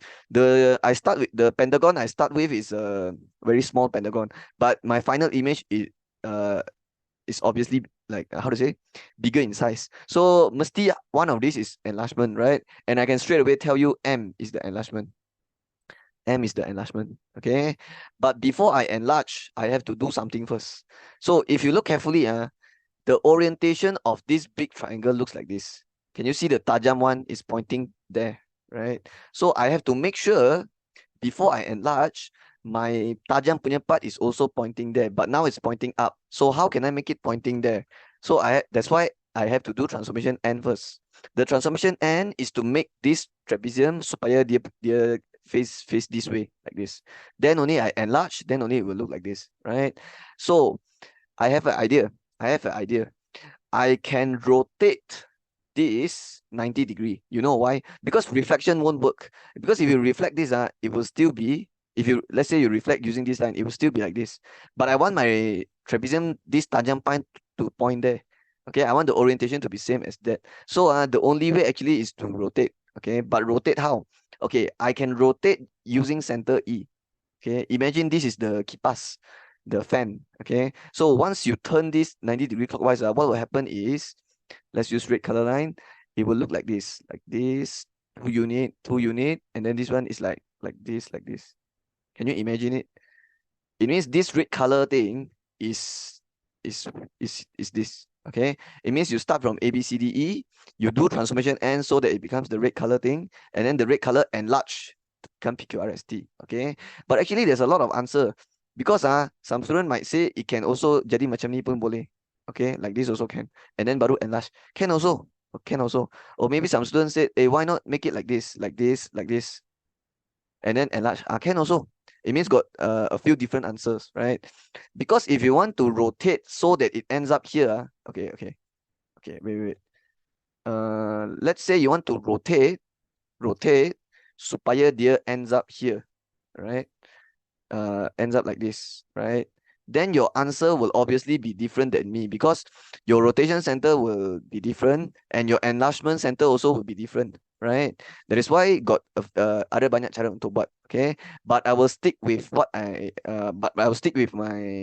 working, which is I will rotate so that it becomes like this.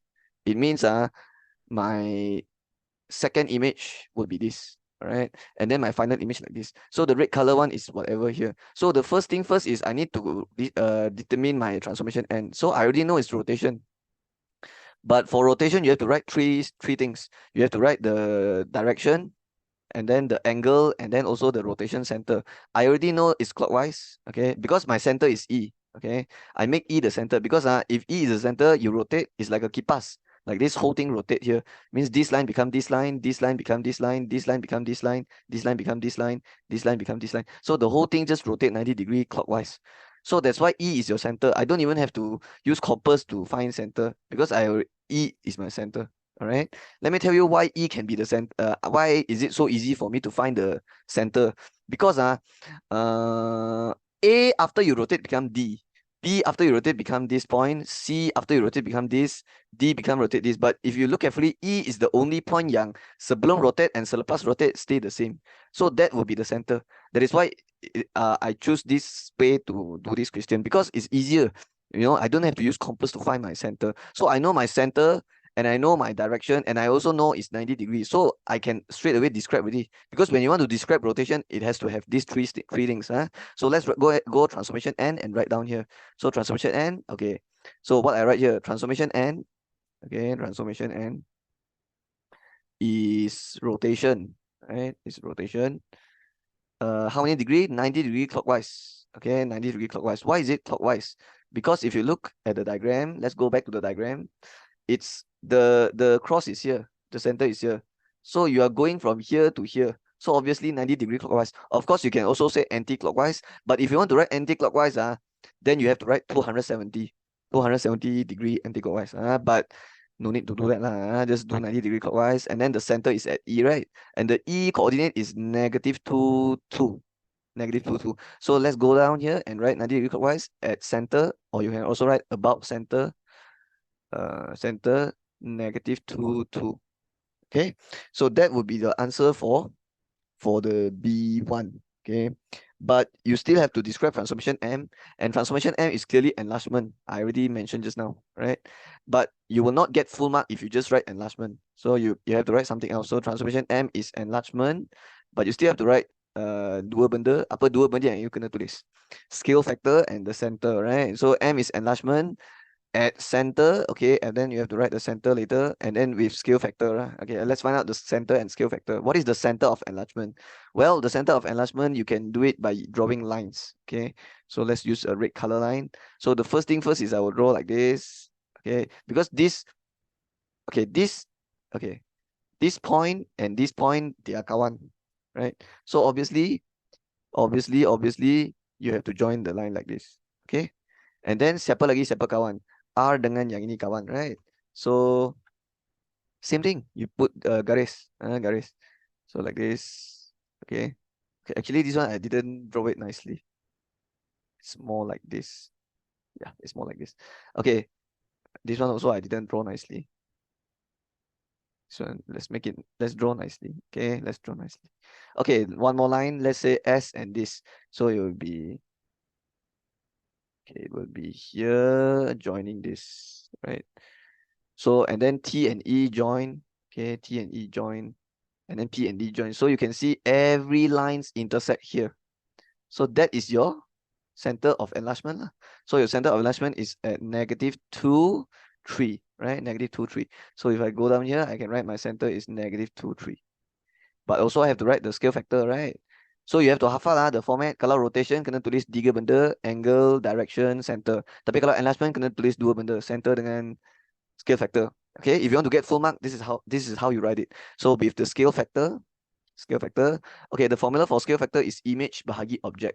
Okay, so formula for scale factor, K means scale factor, the length of image divide length of object. So what is the length of image? We choose two panjang yang sepadan. Sepadan means yang corresponding. So for example, I can take PQ panjang and this panjang because they are corresponding, right?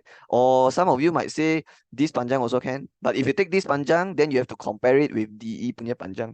Okay, it means you kena ambil yang corresponding, yang sepadan. Okay, P to Q got 4 kotak, but D to E only 2 kotak. But the question now is, do I take 4 divide 2 or do I take 2 divide 4? Which one? Remember, length of image divide length of object. And do you remember the image for after transformation M is PQRST? And then the red color one is your, it means the red color one is your object. So remember, the red color is object, means the 2 is object. So the length of image is 4. So it's not 2 divide 4. It has to be 4 divide 2 because formula is image divide object. Okay.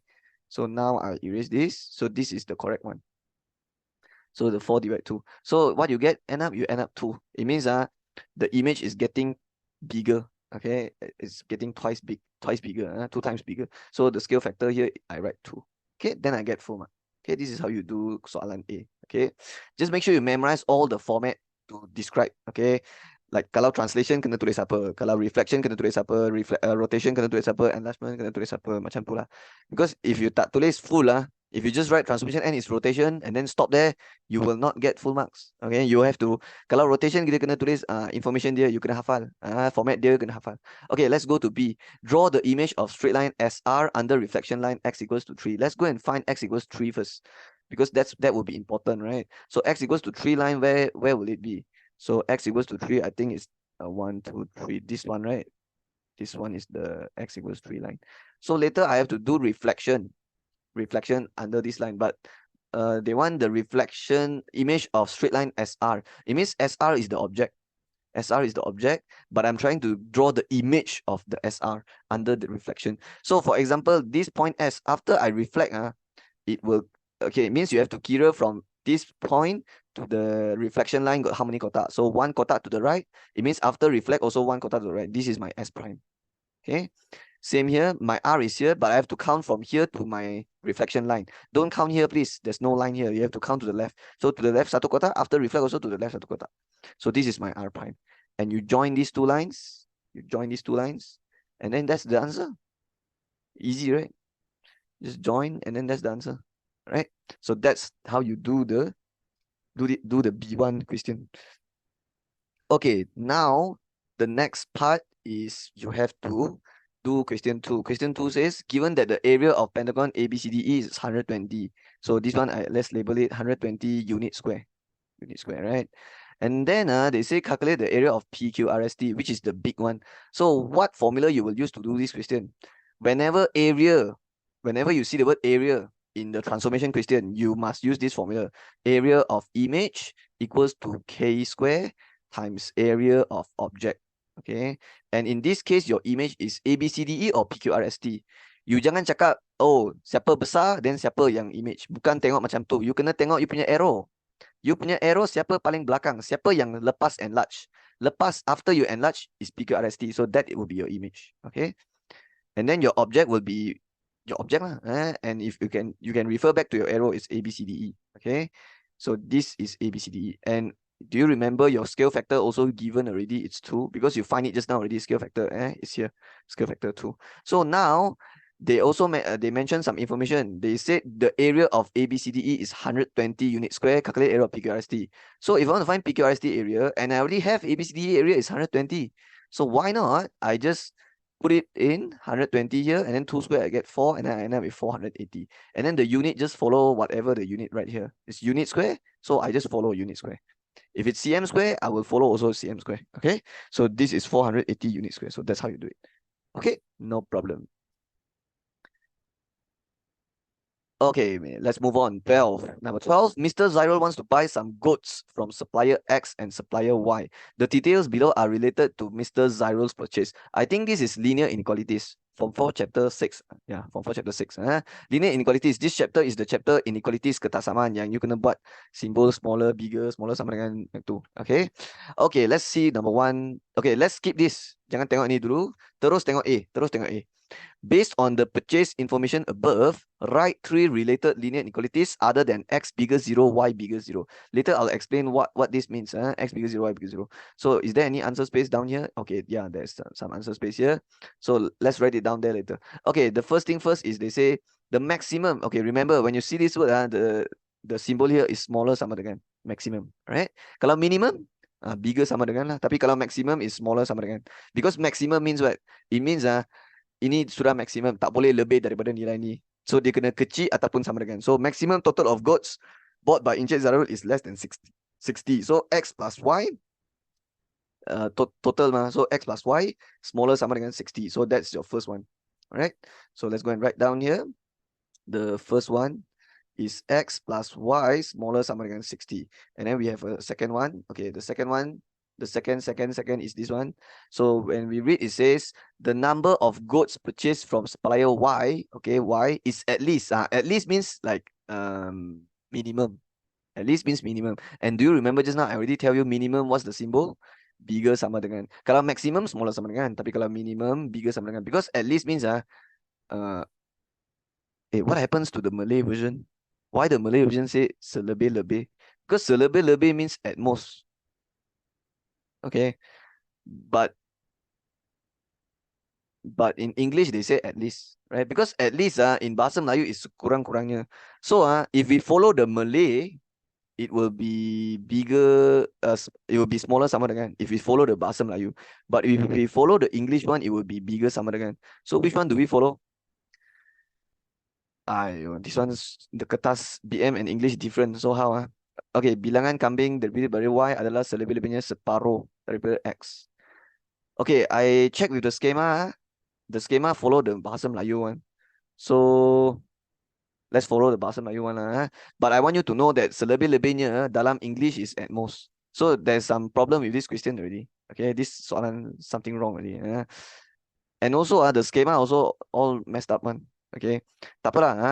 Okay lah, I follow the English version lah. I follow the English version. Okay, but I want you to know that, okay, at least is sekurang-kurangnya. Okay, sekurang-kurangnya. So what is sekurang-kurangnya? It means sekurang-kurangnya tak boleh kurang daripada nilai tu. Dia sudah paling kurang. That is why the symbol is bigger sama dengan. So this one will be what?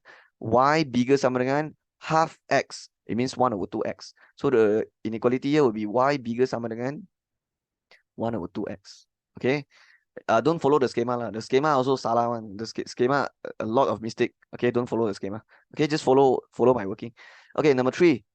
Supplier Y will supply at least 15 goods. Okay, supplier Y, so Y lah. At least, what is the symbol for at least? I just tell you, bigger sama dengan. So Y bigger sama dengan 15. Let's do. Y bigger sama dengan 15. Right? Okay, now sudah siap ini. And then we number A sudah siap lah, sudah dapat 3 markah. And then B says draw and shade the common region that satisfy the linear inequality on graph page 20. So now we do B.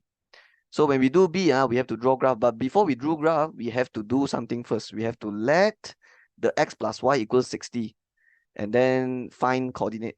And then the second line, let y equals 1/2x. And then put bracket, find coordinate. And then the last line, let y equals 15. But this one no need to open bracket. Because this line is a non-gradient line. It means this line, you can just draw it. You don't need the coordinate. Okay? Because it's not a second line.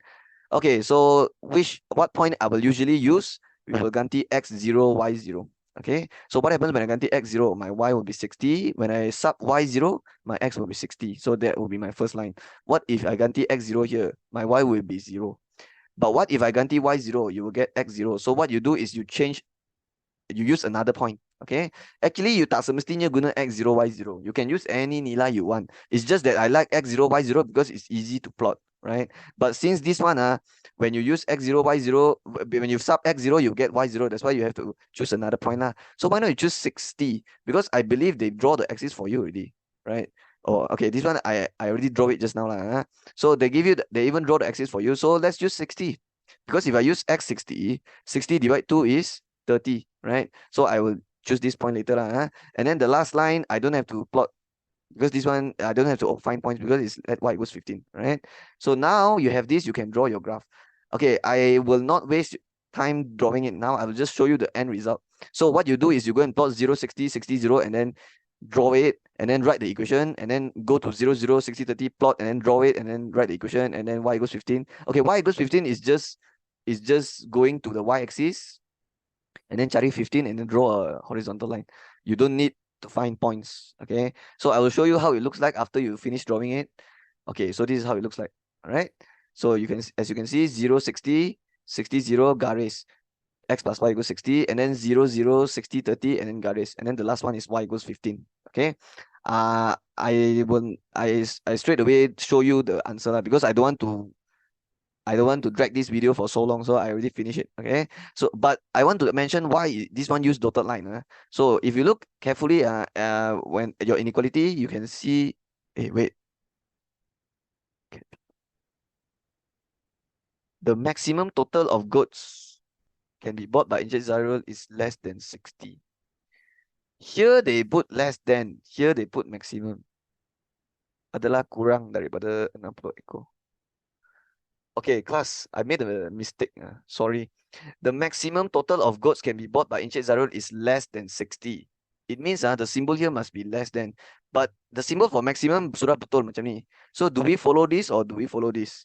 Jumlah maksimum kami adalah kurang daripada 60 ekor. So I think we have to write smaller lah, class. Because if they say maximum kena less than 60, maksudnya paling besar 59 lah. You faham tak? Because paling besar 59. So the maximum must be less than 60. So maximum bilangan tu kena kurang daripada 60. So bila kurang daripada 60 means tak boleh sama dengan 60. Dia kena 59. Maximum 59. So I think I have to write smaller here, not the smaller sama dengan. So sorry, I made a mistake here. So this should be smaller, right? So that is why dia tak ada garisan, and that is why we have to use dotted line for this. So that's why the x plus y equals 60 looks like this. And then the other two lines, just use the solid line. All right.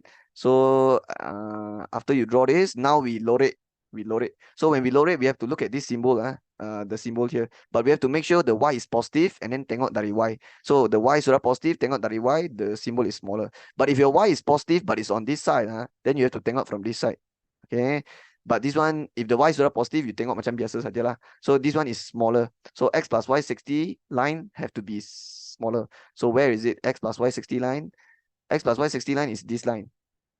Smaller. So your shaded region could be here, here, here, here. Because smaller ma. If your line is like this, smaller means you have to lower it down. Okay, but don't lower it first. You still haven't checked the other two lines. So the another line is y equals 1 over 2x. And if you tengok dari y positive, it's bigger. Okay, it's bigger. So if it's bigger, where should I take? Which line? Which line? This line, right? Y equals 1 over 2x, but it's bigger. So saya kena lower atas garisan, atas garisan. So if it's atas garisan, definitely this is not your shaded region. Okay, so I will erase this and this because it's atas this garisan, right? So it's either here or here, right? So now we look at our third inequality. Y bigger sama dengan 15. So y sudah positif, tengok dari y is bigger. So which line? The horizontal line. So again, it's bigger. So I have to tengok atas garisan. So atas garisan, the answer is here. All right. So this is your shaded region. Okay, here, here, here. Okay, use ruler to lower it lah. And when you lower it, be careful. When you lower it here, don't.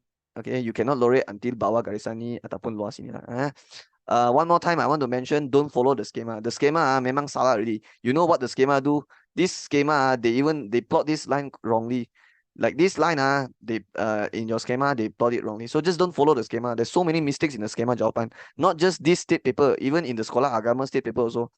The schema jawapan is full of mistakes. All right. So don't follow the schema. Okay. I already checked the schema. The schema memang buat salah because this y equals 1 over 2x. You know what they plot lah? They plot y equals 2x. Like the line they draw like this, and it's for y equals 2x. Okay.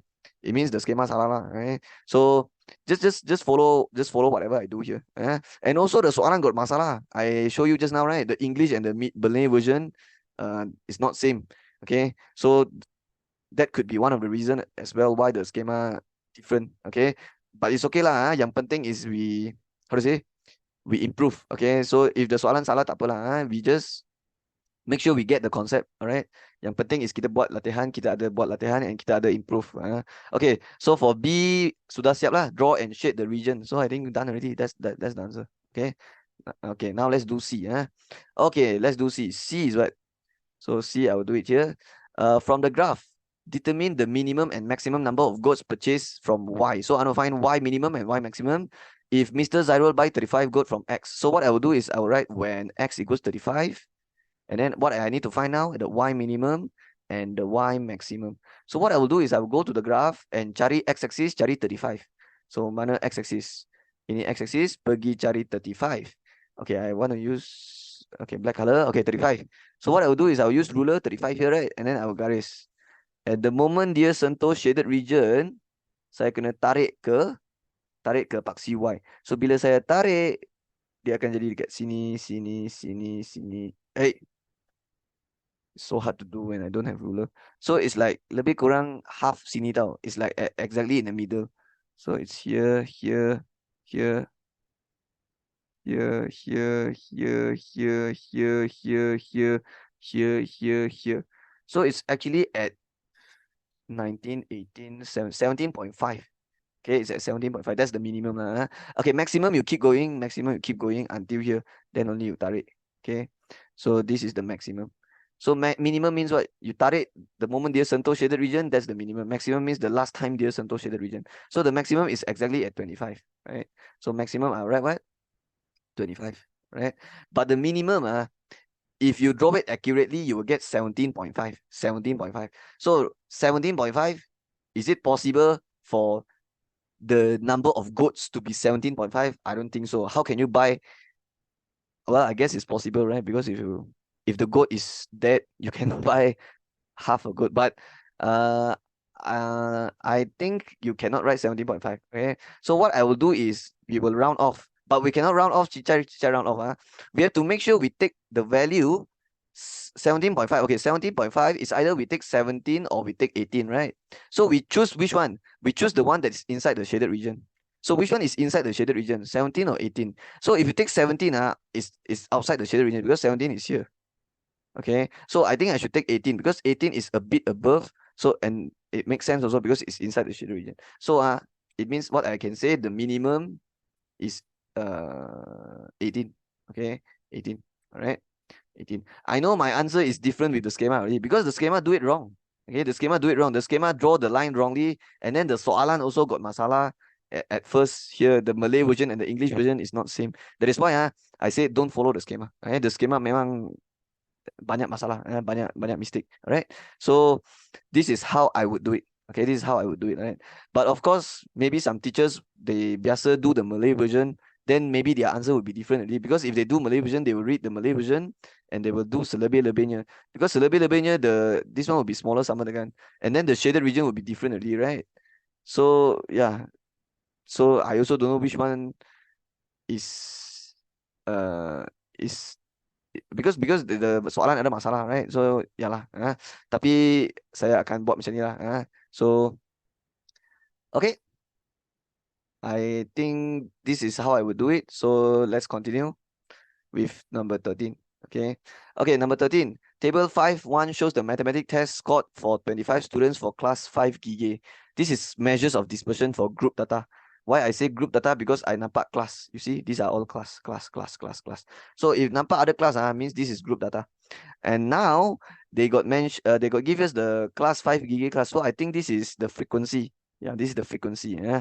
So now they say A based on table 5.1, complete the table 5.2 in the answer space. So let's go and find the other table. Where is it? Okay, it's here. So what I do, I have to find out the cumulative and upper boundary. Okay, how to find cumulative? If this is 3, this is also 3. How to get your next one? 3 plus 4, 7. And then 7 plus 5, 12 plus 6, 12 plus 6, 18 plus 5 is 23. 23 plus 2 is 25. This is how you find cumulative. Upper boundary, you will take 49 plus 50 divide 2. Okay, remember upper boundary, you have to take the upper limit. You have to take the upper limit, which is for this class, the upper limit is 59. Tambah the next number, 60 divide 2, which is 59.5. When you press calculator, make sure you tekan 59 plus 60 equal dulu, baru bahagi 2. The next one, how to get this? Take the upper limit, 69, tambah 70, equal dulu, baru bahagi 2, 69.5. This one is 79.5, 89.5, 99.5. Alright, so very easy. This is the part A. Because part A asks you to complete the table, right? So you get 2 marks for that. Okay, what about B? B says what? For the part of this question, use the graph paper provided.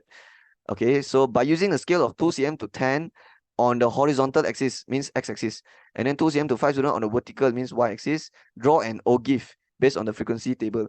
Do you know O-GIF, you need to use what on x-axis and what on y-axis? You kena hafal tau. O-GIF, you have to use what on x-axis? You ada hafal tak? You kena guna upper boundary. Okay, and then y-axis kena guna apa? CF, cumulative frequency. And one more thing, you kena tambah satu kelas sebelum data, because you must start with 0. If you tak tambah satu kelas, then your O-GIF will be, how to say? It will be like how to say? It will be floating. Okay, like your O-GIF graph will be like floating. So what you want to do is you have to tambah satu kelas dekat depan. Okay, but if it's frequency polygon, you kena tambah satu depan, satu belakang. Itu kalau frequency polygon lah. Tapi kalau O-GIF, you tambah depan saja. Tambah depan saja. So what I do is I'll tambah satu kelas dekat sini. So before 40 is okay, sini 49 macam mana nak jadi 59 plus 10, right? So you want to get this number, I'll minus 10, which is 39, and then here also minus 10, which is 30. And the frequency of course will be 0, cumulative will be 0, upper boundary will be 39.5, right? Because 39 plus 40 divide 2. Okay. This one I have to tambah myself. Remember when we draw O-GIF, kita kena wajib start dari kosong. Kalau tak ada start dari kosong, my O-GIF salah. Alright, so remember that. Okay, now I can draw my O-GIF lah. Okay, so let's draw my O-GIF. So the first thing first is I will look at my scale, because the scale is say 2 cm to 10 on the x-axis. Okay, so what you do is, actually I already draw the graph, I'll just show you lah. But I want to mention when you put your upper boundary 2 cm to 2 cm to 10 on your horizontal axis, you cannot go your x-axis and write 10, 20, 30, 40. Cannot like that. Cannot like that. This is wrong. You have to look at your upper boundary. It means you cannot plus 10 dulu. You have to look at your first upper boundary, which is 39.5, and then baru you plus 10. And then baru you plus 10, 49.5, 59.5, and so on lah, until 99.5. Okay. And remember the first point will be here, 0. Right? Because 39.5 cumulative is 0. And then here, what about here? Here they say cumulative is how much? cumulative frequency 2 cm to 5 students. So it'll be 5, 10, 15, 20 until the highest is 25 because we are using cumulative. Okay, I'll just show you my graph. I already draw it just now. So this is my graph. Okay, so as you can see, I cannot start from 10, 20, 30, 40. I have to start with the first upper boundary and then go until 99.5. And then here will be 5, 10, 15, and then I write cumulative. Remember, even though we use upper boundary here, but we have to write marks, right? Because this data represent marks. And then we plot all the points lah. I think the point, do I have to explain it? Okay lah, I'll explain a bit lah. So when we plot the point, we only look at this and this. We will not look at this. All right, we only look at upper boundary and cumulative. So we will look at this 39.5, 0. So we plot 39.5, 0. Okay, done. Now the next one is what? When upper boundary is 49.5, the cumulative is 3. So if you look carefully, where I plot 49.5, 3, right? Why 3 is here? Because from here to here, got 10 kotak kecil. So here to here, 0 to 5, I plus 5. But there's 10 boxes in between. So one small boxes is how much? 5 divide 10, right? So 5 divide 10 is 0.5. It means satu kotak here is 0.5. So if satu kotak is 0.5, what is dua kotak? 1, right? So 5 turun 2 kotak is -1, which is 4. And then 4 turun lagi 2 is 3. That's why 3 is here, right? And then the next point, 59.5, 7. Where is 7? 59.5 is here, right? 7 is 5. Naik 2 kotak is 6. Naik lagi 2, 7. That's why it's 5 naik 4 kotak. Okay. Next one, 69.5, 12. Yeah, I think you get the idea already, right? 69.5, 12. So it's 10. Naik 2 kotak kecil is 11. Naik lagi 2 kotak kecil, 12. Because every time you naik 2 kotak, baru you plus 1. Naik 1 kotak is plus 0.5. So naik 2 plus 1. Okay, so tak ada masalah. 79.5, 18. Mana 18? 79.5 is here. 18 dekat mana? 20 turun 2 kotak kecil. Turun 2 is 19. Turun lagi 2, 18 . Okay, tak ada masalah. Lagi apa? 89.5, 23. So 89.5 is here. 23 is 25. Turun 2 kotak kecil is 24. Turun lagi 2, 23. So 25 kena turun 4 kotak kecil. Last one, 99.5, 25. This one very easy. 99.5, 25 is here. Okay. And after you plot all the points, remember to use freehand to draw your OGIF, right? So this one I draw it earlier already lah. I'll just show you the end result. So this is how it looks like. Okay. And remember your OGIF has to have curve here and has to have a bit curve here, right? Okay. After you draw your OGIF, remember to write your tajuk penting, and don't forget to write this. Okay. The reason why you have to write this is because you never start from 10, 20, 30. You start from 39.5, baru you plus 10. So that's the reason why you have to put this symbol. You only put this symbol when the number here and the gap here and here is different. Then only we have to put this symbol. So we can clearly see the gap here is different here because here plus 10, plus 10, plus 10, but here is the gap here is 39.5. That's why you have to put this symbol. Okay, so that's how you draw the OGIF. But we still haven't finished yet. Okay, this is part B. So you get 4 marks. You get 4 marks. But there's still part C, right? So part C, let's erase this. Okay, part C nak cari apa? From the OGIF in B, draw a box plot. Yang ni saya tak lukis. Yang ni saya lukis dengan you sekarang. So from OGIF in B, draw a box plot. So box plot. What is box plot? Do you remember box plot? Box plot looks like this. Like this, like this, like this, like this, like this, like this, like this, like this. Right? And what is this? What is this? What is this, this? So this is the minimum value. This is the maximum value. This is the Q1. This is the Q2. This is the Q3. It means before I draw the box plot, I need to find out 5 benda. I have to find out these 5 information. Minimum value, maximum value, Q1, Q2, Q3. If I don't find out these 5 values, I cannot draw my box plot, right? So I erase all this, and now I will start to find my information lah. So how can I find my minimum value? Okay, the minimum value, you can straight away look at your the minimum value and maximum value you have to find. The minimum value you can straight away look at your OGIF, right? It will be the first one, the first point, okay, which is the one yang 0, yang cumulative 0. That will be your minimum value. So 39.5, right? 39.5. And then your maximum value will be the last point. The last point dekat mana? Dekat 99.5, sorry. Dekat 99.5. So that is your maximum value. 99.5. Okay, now how to find your Q1? Okay, your total frequency is 25, right? So to find your Q1, it will be 1/4 times 25. And then you will get the value, and then only you can find your Q1. Okay, but if it's a Q2, it will be 1/2 times 25. Then only you get your Q2. Okay. Okay. And then we also have oops. Okay, we also have Q3, right? So for Q3, okay. Not enough space already. Okay, let me erase a bit. Okay, wait. Okay, so let's do it like this. 1/4 times 25. Then later baru kita kira Q1. And then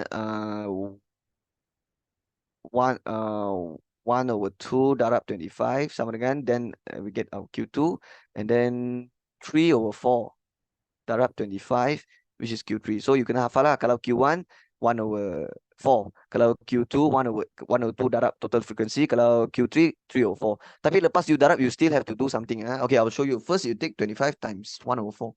So what is 25 divide 4? So you press calculator, it will give you 6.25. So 6.25 is not your Q1.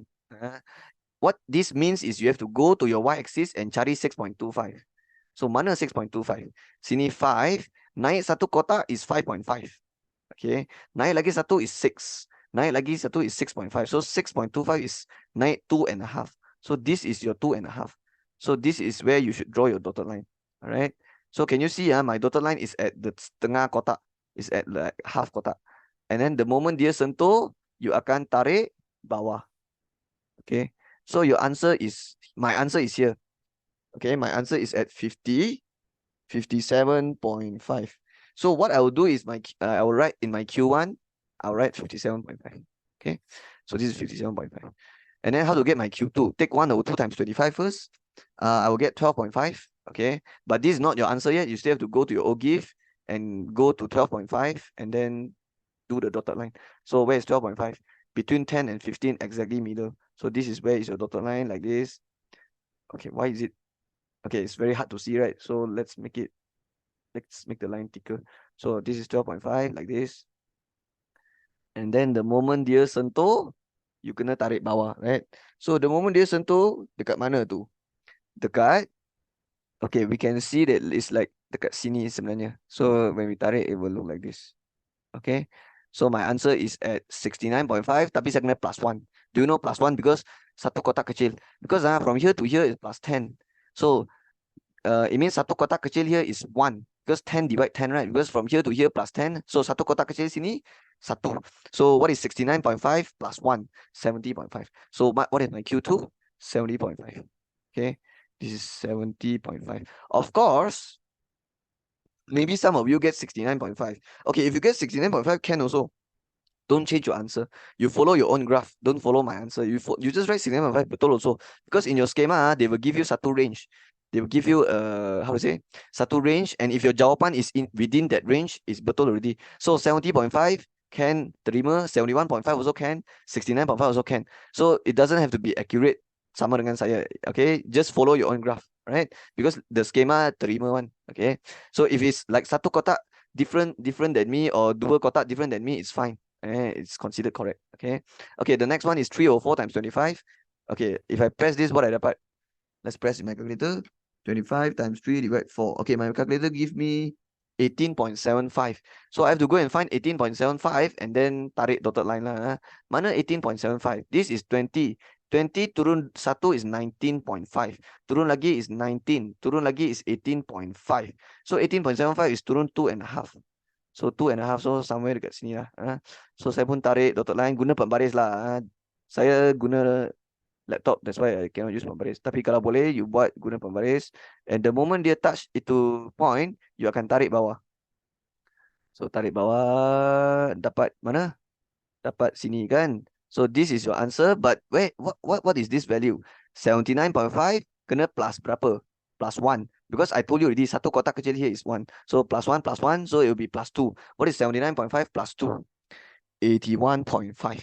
So my answer is 81.5. And again, I repeat one more time, your answer, if your answer is not 81.5, then it's fine also. If it's like, for example, it's here, then you write 80.5. If it's here, then you write 79.5. Or maybe it's here, you write 82.5. It's fine. It's fine. It doesn't have to be accurate. Kalau sikit-sikit satu kotak tak sama dengan saya, tak apa. Okay, it's fine. Because in the schema jawapan, dia akan bagi satu range, and if your answer is within the range, then it's considered correct already. So macam tu lah. Okay, why I find all this information is because they want me to draw box plot. That's why. Okay. Okay, now I will show you how to draw your box plot. So your box plot punya scale akan sama dengan sini. Dia akan sama dengan sini. Alright, 39.5, 49.5. So you ikut je. 39.5, 49.5, you ikut saja. So this will be 1, 2, 3, 4, 5. Okay, so here 39.5, 49.5, 59.5, 69.5, 79.5, 89.5, and then 99.5. And then don't forget to put the arrow here and then draw a line. Okay, so this is your x-axis, and then don't forget to write the marks here. Okay, so first thing first is you will put a dot at the minimum value and maximum value. So the minimum value is 39.5, so I think I will put here. Okay, and then 99.5, this is your maximum value, so I'll put here. Okay, now for your Q1, Q2, Q3. Okay, Q1 is at 57.5. So what you do, you have to put a line this time. So where is 57.5? 59.5 ke kiri 2 kotak kecil. So you will draw a line here, but the line has to be a bit long. So let's draw from here maybe. So and then okay. Let's make the line thicker. So you can see it more clearly. So 59.5, here is 58.5, here is 57.5. So this is where you draw the line, and it has to naik sampai sini lah. Okay, so that's your Q1. What about your Q3? 81.5, which is 79.5 ke kanan satu is 80.5, ke kanan lagi satu. So this is the 81.5. So I think I'll put it here, and then I draw until here. Yep, I think this is fine. Wait, did I do it correctly? 57.5. Yeah, I think I do it correctly, right? So, okay. And then satu lagi line yang saya kena lukis is Q2, 70.5. Okay, 70.5 is just 69.5 ke kanan satu. Okay, so I think it's just here. Yep. Okay, let's adjust a bit. Okay, macam ni. Okay, so finally now we can put a box here and put a box here. Okay. Okay, why this one so ugly? Okay, macam ni lah. And then sini pun buat satu line. Sini pun buat satu line. So that's your box plot. Okay. Okay, let me just check quickly with the schema because I takut I buat salah. So the schema, okay. Yeah, betul. Okay, so that's how you draw box plot. So remember, box plot kena ada 5 information, minimum, maximum, Q1, Q2, Q3. Okay. It means minimum value is like your Q0. Okay. And then maximum value is like your Q4. And then Q1, Q2, Q3 is this one. This one is your the Q1. Okay, but there's no such thing as Q0, Q4 lah. I just want you to know, like, it means minimum value is like the first point lah. The first point. Okay, that's why it's 39.5. And then the last point, the 99.5, that's your Q4. And then Q1, Q3, Q2, Q3, it will be somewhere in between like this. So make sure you remember, if you want Q2 is the 1/2 darab, Q1 is 1/4, Q3 is 3/4. All right. So that's the working for question 13 lah. Okay, number 14. This is clearly matrix, right? Matrix. So let's read the question. Given this one, darab this one equals to this one, find the value of m and n. Okay, let me ask you this. If this is a 2-row, 2-column matrix, 2-row, 2-column matrix, and if nothing in between means darab, right? Can I darab like this? M times 6, 6m. N times 6, 6n. 4 times 8, 32. 5 times -3, -15. Can I darab like this? Cannot lah. If you darab like this, you crazy lah. Cannot. Because you can only buat macam tu kalau tambah tolak. Then you boleh buat macam tu. Sini tambah sini, sini tambah sini, ataupun tolak lah. But if darab cannot lah. Okay, darab cannot. You forget already. Kalau darab you kena buat horizontal, darab vertical macam tu. Okay, first of all, you kena make sure this number and this number sama dulu baru boleh darab. So clearly they are same. So you can cut. So your answer will be 2-row, 2-column also. So when you darab, it will look like this. You will take horizontal times vertical, and then you will write in the first row, first column. And then horizontal times the second vertical, and you write at the first row, second column. And then second row, first column, you write here. Second row, first column. And then second row, second column, and then you write here. Right? And one more thing before I start, whenever I have satu block yang macam ni, AB, and I have another block yang macam ni CD. Dia kena jadi macam mana? A darab C, B darab D. Tak boleh buat A darab C, A darab D. Kalau you buat macam tu, salah. Alright, dia kena A darab C, B darab D. So for example, horizontal MN times 6, 8. The proper way is to take M times 6, N times 8. Macam tu. So M times 8, 8M.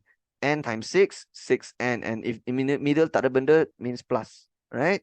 Let's do it one more time. The next one will be siapa darab siapa. It will be horizontal times vertical. But this time, you will take this one, right? So still taking the same row, but then now you're taking the second column. So it will be n times 6, n times negative 3. So n times 6 is 6m, n times negative 3 is negative 3n. So this is the proper way to how to say, to darab matrix. Okay, now we go to the second row and then the first column. So 4 times 6 is 24, 5 times 8 is 40, and then tengah-tengah tak ada benda means plus. Right, now it will be second row, second column. So we will write here at the second row, second column. So 4 times 6 is 24, 5 times negative 3 is negative 15. And then this whole thing is equals to what? Negative 12, 21, 64, 9. Right? So we can see that 24 minus 15 memang dapat 9. 24 minus 15, yeah, is 9. If you press calculator. 24 plus 40 is also 64. So we can actually compare, right? It means the 8m plus 6n equals to what? The 8m plus 6n equals to what? So I'll write here the 8m. Okay, sini tak ada tempat aku tulis here lah. So the 8m plus 6n equals to what? Equals to negative 12. And then the other one, 6m minus 3n is equals to 21. Right? And then now we can do simultaneous equation. What is simultaneous equation? It means you will do penggantian, substitution method, ataupun penghapusan, the elimination method. But there's also another method called the matrix method, right? But we will only use the matrix method when the soalan mention use matrix method. So this soalan they never mention. So I think if you use matrix method also, tak apa sebenarnya. Kalau matrix method macam mana? Macam ni. 8. Okay. You kena tulis, okay. Before you use matrix method, you kena make sure yang ni tulis bawah dia 6m minus 3n equals 21. And then the matrix method is like this: 8, 6, 6, negative 3, mn equals to negative 12, 21. And then you do inverse. This one you pindah sana, buat inverse and buat macam tu lah. Boleh juga. Okay, betul juga. You will get the same answer. Because this question, they never say must use matrix method or penghapusan method, right? So you can do it like this also, you will get the same answer, but I won't do it like this. I will use the penghapusan method, okay? But if you want to go use the matrix method, yeah, it's fine, you go ahead. Tak apa, right? So if I use the penghapusan cara, it will be like this. First, I will look at 8, 6, and negative 12. They all can divide 2, right? So what I do is I take everything divide 2, right? So what happens when I divide 2? 8m becomes 4m, okay? 6n divide 2, it becomes 3n. And then negative 12 divided 2 is negative 6. And maybe some of you ask, hey, sir, why you take everything divide 2? Because I'm trying to make the 6n to 3n. So that the 3n, the 3 here, the nilai sama, so we can hapus. Because if the perkali tak sama, we cannot hapus. So the reason why I divide 2 is to make the perkali for n sama. If the perkali of n sama, now I can hapuskan n. And how I hapus? I have to plus. Cannot minus. Because the tanda tak sama. So I always teach in class, kalau tanda tak sama, dia plus. Kalau tanda sama, baru minus. So 6m plus 4m, 10m. And then you can see negative 3n plus jadi plus. Negative plus 3, you sudah hapus. Dapat kosong, right? And then 21 minus 6. Okay, plus minus is minus. 21 minus 6 is 15. Right? So your m is what? 15 over 10. Wait, did I do it correctly? Why it looks like I ada buat salah? 6m minus 3n equals 21. 6m, ayo. Sorry, man. M times 6 is 6m here. Okay. Careless mistake. Sorry. This one have to times 6, so this is 6m. This one n has to times 8, so it's 8n. So this one is 6m plus 8n. So I have to erase all this and again. Okay, sorry, careless mistake here. So remember, it's have to be m times 6, n times 8, right? The rest I do it correctly, just this only. So my first equation is 6m plus 8n equals negative 12. Okay, and then the other one is 6m minus 3n equals 21. Sorry, what salah? Okay, now only we hapus. So if now I hapus, I don't even have to take everything bahagi 2. You know why? Because my perkali for m sudah sama. 6m dengan 6m sudah sama. So if you bahagi 2, if you take everything bahagi 2 here, it will be very funny because your perkali tak sama and then you have to darab 2 again. So why, since the perkali sudah sama, tak payah sentuh dah, terus hapus. So this one just transfer down here, 6m minus 3n equals 21. Straight away hapus. But how to hapus? Minus this time because the tanda sama. So 6m minus 6m jadi kosong, 8n minus minus jadi plus, 8 plus 3, 11n. Negative 12 minus 21, you will get negative 33. So n is negative 3. Okay, and then ganti masuk 6m tolak 3 bracket sama dengan 21, n masuk negative 3, 6m tambah 9 sama dengan 21, and then m sama dengan 21 minus 9 is 12, divided 6 is 2. So dot dot dot, m sama dengan 2, n sama dengan negative 3. So this should be answer for number 14A. Okay, so let's keep going. Soalan B. Okay, soalan B. Kita baca soalan. Diagram 7 shows two sizes of mineral water sold in a supermarket. So one size is bigger, one size is smaller. Puan Marshada bought several bottles of 1.5 liter and 600 milliliter. So this big one is 1.5 liter, the small one is 600 ml. And the price she have to pay is 38 ringgit 40 cents. It means she didn't just buy one bottle, one big bottle, one small bottle. She didn't just buy one big, one small. She buy several. It means saya tak tahu berapa big bottle dia beli, saya tak tahu berapa small bottle dia beli. Tapi yang saya tahu, masa dia pergi counter bayar, dia kena bayar ini. This is the total amount. Okay, and then they say the total volume of mineral water is 22.5 liters. So the total volume yang dia beli, total volume is this. And then they say using matrix method. Okay, I sudah tahu. Kalau dia kata matrix method, mesti this is simultaneous equation. Do you remember last question I just mentioned, right? In soalan A. When we do simultaneous equation, we can use matrix method. We can also don't use matrix method. If we don't use matrix method, means we will do substitution method or elimination method. And just now I do elimination method, right? So if they mention like this, means confirm this is simultaneous equation. But this time you have to use matrix method to do calculate number of bottles of 1.5 liter and 600 milliliter water purchased by Marshada. Okay, when I do Sekolah Agama, means my last video, also got one question like that where they ask you to use simultaneous, right? And I say the same thing. I say, what? Try to ignore what they want first and look at the last baris and see what they want. So what they want now, calculate number of bottles of 1.5 liter. Why you look at the last baris? So you can jadikan yang apa yang dia mau ni, jadikan dia X. So what I will do here is I will let number, okay, let X equals whatever you want to find. What you want to find now? Number of bottles of 1.5 liter. So number of bottles of 1.5 liter. And then what about Y? Y will be what? 600 milliliter mineral water, the number of bottles lah. So also number of bottles for of 600 ml. Okay, so try to be what? Try to be more specific when you write this. Okay, don't just write X equals 1.5 liter, Y equals tamau. Try to write specific. If it's number, write number. If it's price, write price. If it's mass, write mass. Okay, be specific. So now you know your X and Y. Now baru you baca balik from the beginning. Okay. So remember these tips. When you do simultaneous, you can straight away look at your last baris and see what they want. And whatever they want, jadikan dia XY. So now we read again. Puan Marshada bought several bottles of 1.5 liter and 600 milliliter for 38 ringgit 40 cents. But I know 1.5 liter, the cost is written here, 2.1, 2 ringgit 10 cents. It means if I buy X number, my total price I have to pay will be 2.1X plus with 1 ringgit 30 cents for one small bottle, but she bought Y number, right? So 2.1x plus 1.3y would be equals to 38.4. Like that, right? And then the other information here is the total volume is 22.5 liter. So the 22.5 is in liter.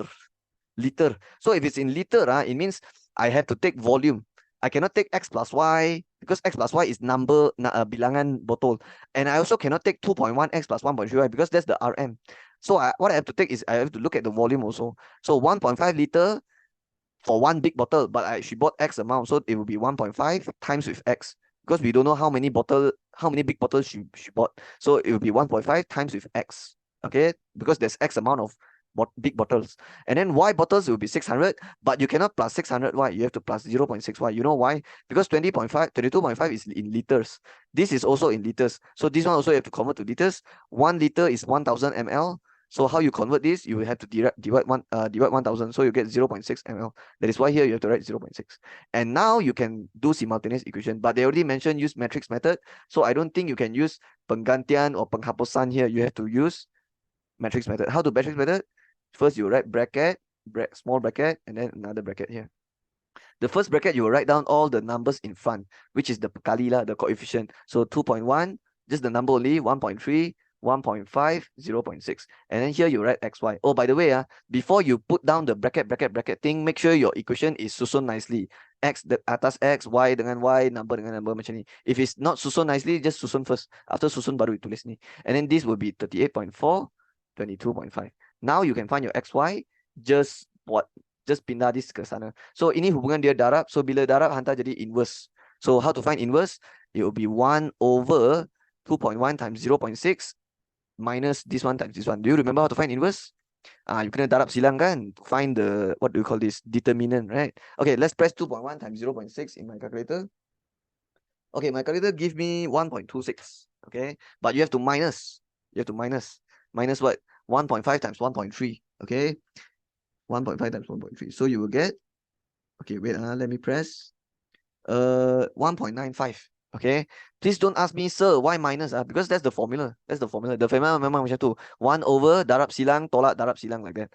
And then what you do with the 2.1, 0.6, you have to terbalik, right? So 0.6 sekarang sudah atas, 2.1 sudah duduk sini sebab sudah terbalik. Okay, and then 1.3, 1.5 tak payah terbalik, tapi kena tukar tanda. So 1.3 become negative, and then positive 1.5 become negative 1.5. Alright, but don't forget, ada lagi satu benda dekat sini. Apa dia? 38.4. 38, okay, this one I erase a bit. So ada lagi satu benda sini, 38.4 and then 22.5, right? So now I can solve for xy. First I will tekan 1.26 minus 1.95 first. So let me press this. Okay, wait. Okay, my calculator give me negative 0.69. Negative 0.69. So I will just write negative 0.69 bawah sini. Okay. And then what I do is I will take these two matrices, I will darab sekali. Okay, how to darab sekali? Okay, this is a 2 row 2 column, this is a 2 row 1 column. So 2 and 2 can cut, so you end up with 2 row 1 column. So it will be satu nombor atas, satu nombor bawah. Tapi macam mana nak darab? Okay, horizontal darab vertical. So horizontal darab vertical. So you kena ambil apa? 0.6 darab 38.4 and then tulis. And then negative 1.3 darab 22.5, tulis sebelah dia. Okay, let's go. Let's tekan 0.6 dan 38.4. So apa you dapat? Okay, according to my calculator, 23.04. So you write 23.04. And then the next one is negative 1.3 times 22.5. But you don't have to press the negative. Just press 1.3 times 22.5. Dapat tak? 29.25. Yes, 29.25. Tapi minus tu kena tulis lah. So minus 29.25. Okay. So let's write nicely here. And then the next part is next row, but still the same column. So second row, first column lah. Negative, what is this? Even I also don't know what I write. I think it's 1.5. Yeah, negative 1.5. So negative 1.5 have to darab with 38.4. And then 2.1 have to darab with 22.5. Okay. Okay, what is negative 1.5 darab 38.4? Let's press calculator. Negative 1.5 times 38.4. Negative 57.6. So let's write it down. Negative 57.6. And then the next one is 2.1 times 22.5. 2.1 times 22.5. Calculator give me 47.25. 47.25. So just write beside. But if nothing in between means plus. Okay. So now, finally, I can find my xy, right? But cannot, this one leave it first. Okay. Kita kena buat tambah tolak dulu. So ini tambah tolak boleh buat 23.04 minus 29.25. So I'll get negative 6.21. Okay, and then another one is negative 57.6 plus 47.25, negative 10.35. Okay, and now finally I get my xy. Okay, I taruh tempat I tulis sini lah. So my xy will be what? Okay, we don't have to tekan the negative because we all know when we tekan this, we have to darab 1 over 0.69, right? But actually, darab 1 over 0.69 means bahagi 0.69. And the negative tak payah tekan. You know why? Because negative bahagi negative is positive. So just press 6.21 bahagi 0.69. You will get 9. And then just press 10.35 bahagi 0.69. Tak payah tekan negative. Kenapa? Sebab negative bahagi negative is positive. So after you press what you get here, 15. Okay, but don't stop here. Make sure you write dot dot dot. Okay, what is x and y represents? Number of bottles, right? So make sure you write it back. So number of bottles of 1.5 liter, 1.5 liter equals to 9, comma, and then number of the small one, the small bottle, so number of bottles of 600 ml of 600 ml equals to 15, right? So this is the number of bottles that she bought lah. And I don't think you have to write any unit here because number of bottle tak ada unit, all right? Okay, boleh faham?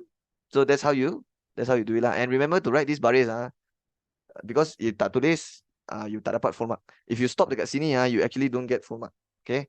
Because this is still in matrix form. You always have to write like this, ... x equals y equals. So remember that. Okay, let's continue with number 15. Number 15, I think this is graph of motion from 4 chapter 7. So let's read the question. Diagram 8. ABCD is a distance time graph. So this is a DTG. In DTG, we can use gradient to find speed. Okay, so we need to know that. Of a, what is it? I think this is bus lah. Okay, this one bus. Okay. Okay, so distance time graph for bus from P to Q. So let's look at ABCD line. Where is the ABCD line? This one, ABCD line. So this is the bus. The bus punya journey. So the bus journey, dia move, tapi sini apa berlaku? Dia stop ataupun stationary. Okay, and then sini dia move. Okay, so move, stop, move. This is the bus punya journey. What about EF? EF is the distance time graph of a car. Okay, so EF is car. So let's use marker pen. Okay, let's use other color. What color you want? Blue color. Okay, so EF, this one is a car. But the car never stopped. The car just moved only. Okay? But the car moved from Q to L. So I think I can write something here because bus moved from P to Q, right? It means when the time is 0 for bus, this one is the bus is at town P. Okay. Oh, they went right for me already. Town P, right? And then dia move, stop, move, and then pukul 12, and then dia sudah sampai town Q. So this one is at town Q. But for the car, dia move from Q to L. I think it's Q to P maybe. I'm not sure lah. But why they write L here? It's P, right? This one is P lah. I think they sudah silap. So yeah, so the car is moved from Q to P. So can you see from when the time is 0, it's at point Q, and then move. Sini dia sudah sampai point P. So car is from Q to P, but bus is from P to Q. So they are moving in the opposite direction. But then they say both vehicles use the same road. Okay, so they are moving opposite direction, but they move using the same road. So they will meet, right? They will meet. Okay. So number 1, they says when did the two vehicles meet? Okay, you just look at the intersection point. So this blue line and the red line, where is the intersection point? Here, right? So what time? What time they meet? When they meet? 9 o'clock, 10 o'clock in the middle. This is 9:30. So 0930. You don't have to write AM or PM because this is 24-hour system. When you write like this, it means morning already. Okay, so that's the answer. Number 2, find the distance between two vehicles at 8:30. So 8:30, where is it? 8:30, I think this is 8:30, right? So when 8:30, the car punya distance dekat sini, right? And then the 8:30, the bus punya distance dekat sini, and then this one is the car punya distance. So how to find the distance at 8:30? It means I have to find the jarak from here to here, right? Because 8:30 is this line, right? So the bus is this one, and then the car is, so the bus how much? 140, but then the car is 40, right? So the jarak here is how much? So I will write distance will be 140 minus 40. So you get 100, and then it's in kilometers. Okay, but of course, if you want to be more complete, you can write distance between two vehicles at 8:30 is 100 kilometer. Boleh juga lah, sama juga. Okay, now let's go to number 3. Number 3 says what? Find speed. Okay, use gradient.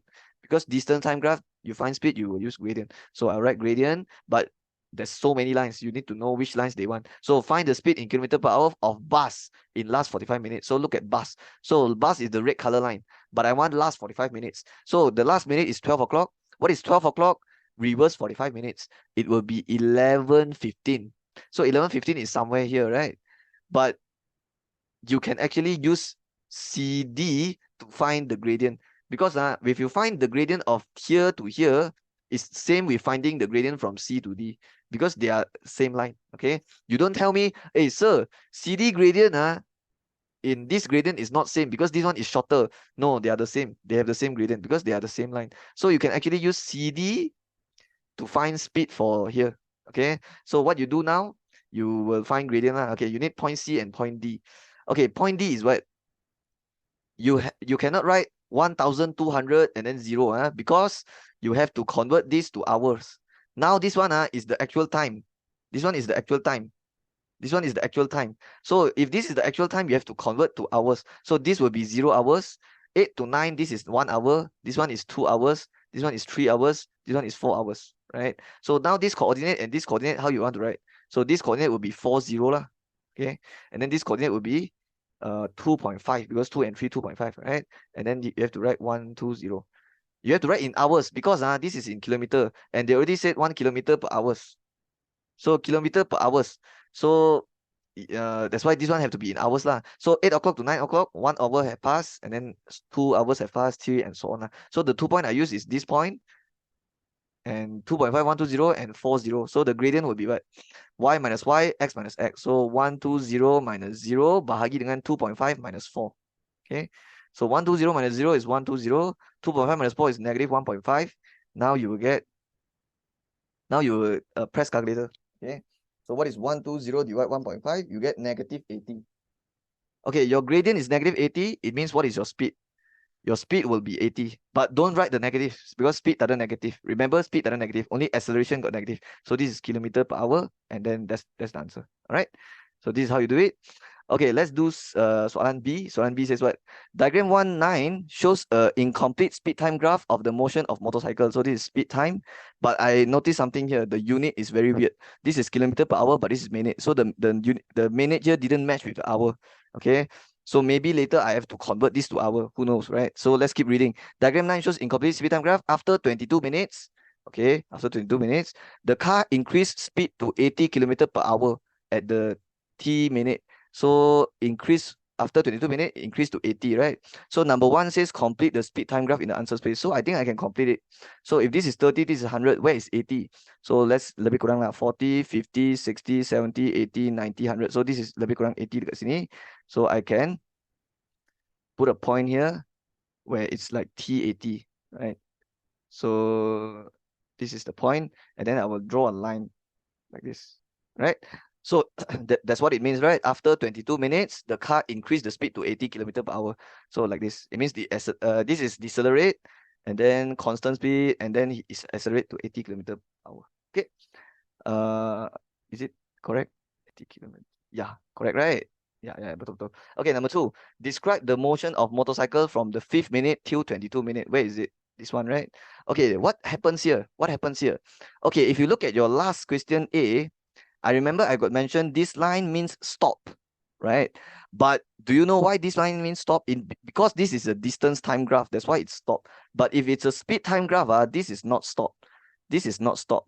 This is uniform speed, or we call it constant speed. All right. So for question 2, when we describe the motion, okay, I'll write here, number 2, we will write what? We will write the motorcycle, okay, the motorcycle moves with constant speed. Okay, ataupun uniform speed, sama saja. The motorcycle moves with constant speed, or you can also write uniform speed. They are the same thing, but you don't write stop. This is not stop. They're just moving with uniform speed. And then we also can write something else. Uniform speed, 30 km per hour, right? 30 km per hour, and you can also write down the time for how long. 5 to 22 is 17 minutes, so we can write for 17 minutes. So for selama 17 minit, dia move with constant speed 30. Okay, now for my number 3. Number 3 says what? Calculate the value of T. Okay, T is this. If the distance traveled by car after the first 5 minutes is 14 km. Okay, if they talk about distance travel, automatic, we use the area to find. Because in STG speed time graph, how do you find your distance is by using area under graph, right? So what is 60? Sorry, what is 14? It's the distance, right? But it's at the same time, it's also the area under graph. Okay, so the area is 14, but you have to read carefully. This 14 is not for the whole journey. It's only for the distance after the first 5 minutes. So it means after the first 5 minutes, it means only this garisan and this garisan, and we take under graph. It means only the rectangle and the trapezium.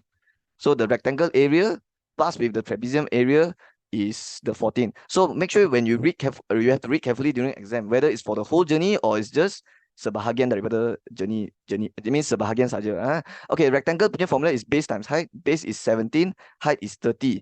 But are you sure? Are you sure you can do it like that? Because the x-axis is in minutes. I mentioned in the beginning, right? It's in minutes. So if it's in minutes, can you take terus ambil 17? Tak boleh sebenarnya. You kena convert jadi hours. So this is 17. This is 17, right? But it's 17 minutes. I have to convert to hours. So it'll be 17 over 60. Okay? Because you have to divide 60 because I have to convert to hours. And then the height here is 30. Yang ni tak ada masalah. Boleh dalam 30. Okay? Tambah dengan 1 over 2. Trapezium punya formula is 1 over 2 times with sum of parallel sides. The sum of parallel side will be 30 plus 80. So 30 plus 80. And then don't forget darab dengan distance ini, which is t minus 22. But you have to divide 60 because it's in minutes, right? So what I write here, you not enough space. Okay. Let's write here. So macam mana tadi? 17 over 60 times 30 in bracket plus big bracket 1 over 2 times, what is it? 30 plus 80, right? So I continue here because not enough space. And then don't forget to times with the distance, which is t minus 22. Okay, because I want jarak here from here, right? And then don't forget to divide 60, and then the whole thing equals to 14. Okay, so jangan tengok sini lah. You just yang ni sambung sini. Okay, 17 over 60 times 30. You can use calculator. Okay, you press, you get 17 over 2, which is 8.5. Betul ke salah? Betul. Yeah, betul. So you write 8.5. So after you write 8.5, you can do this one. This one how to darab? Okay, first of all, 30 plus 80 is 110. 110 divide 2, I think it's 55. Correct? And then 55 have to can divide 60, right? So what? Let's press 55 divide 60. What they give you? 11 over 12, right? So 11 over 12 have to still times with t minus 22 equals to 14. Let me explain a bit. I take 30 plus 80 first, and then I divide 2, and then I divide 60, right? But then the t minus 22, I leave it in the bracket like this, okay? Okay, now how to do? This one, of course, you can choose to expand. It's up to you, but I won't expand, okay? But it's up to you. You want to expand also can, but I will not expand. I will show you why later. So I will just make it like this, and then I'll pin out the 8.5 to the other side. What is 14 minus 8.5? If I press, I will get 11 over 2, 5.5 in my calculator. So now to get my t minus 22, I will take 5.5. Okay, bahagi 12, jadi times 12, and then darab 11 jadi bahagi 11. So now t minus 22 equals to this one. I press lah, times 12 divide 11. Okay, I got 6. So my t will be 28 minutes, right? Because my t is in minutes, right? So that's how you do it. Okay, let's go. Section C. Section C, they want us to, they say got 2 soalan, but we only have to jawab 1 soalan, but I will jawab both. Okay, I will do both, right? So let's continue. Okay, number 16. Okay, first we read the question first lah. Puan Aina is a teacher at a government school, right? So, who has retired after 30 years of service. Okay, she has received a total service reward of RM 360,000 in appreciation of his service during his service. Puan Aina has invested all the reward money she received through the purchase of several units of shares, a land, and a house. So I see the word shares. So I feel like this is under Form 3. Form 3, there's a chapter called Consumer Matematik. And in that chapter, it's like there's a lot of things we have to learn, like loan, car loan, and then interest, compound interest, simple interest, and then ROI, and then shares. I think this is I think this question ada soalan yang dalam chapter ni lah, chapter Form 3. Okay, now we read the question. A says what? Calculate the amount of investment in RM that Puan Aina uses for the investment of the shares, land, and house if a ratio is 1:2:9. So I want to find the amount of investment of shares, lands, and house. So let's find amount invested. Okay, sorry. Amount invested in shares. So amount invested in shares. Ataupun you boleh cakap amount of investment in shares. So how you want to find it? Okay, we all know that the total the total investment is 360,000 for all these three how to say, three different stuff lah. So but they got give us ratio. So ratio is like fraction, right? So what is the total here? 1 plus 2 plus 9, it would be 12, right? So if you want to find amount invested in shares, it's just 1/12 times with the 360,000. Yeah, that's how you do it. Okay, and then that's the answer. Then how to get amount invested in land? Amount invested in land. So amount invested in land.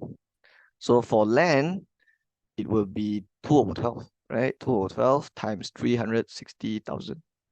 Okay, because the ratio for land is 2, right? And then the last one is amount house. So amount she received invested all the revenue she received, amount invested in house lah. Invested in house. Okay, invested in house will be 9/12 times with the total 360,000. So equal. Okay, let's press all of this lah. Okay, what is 360,000 divide 12? So 30,000, but write RM lah.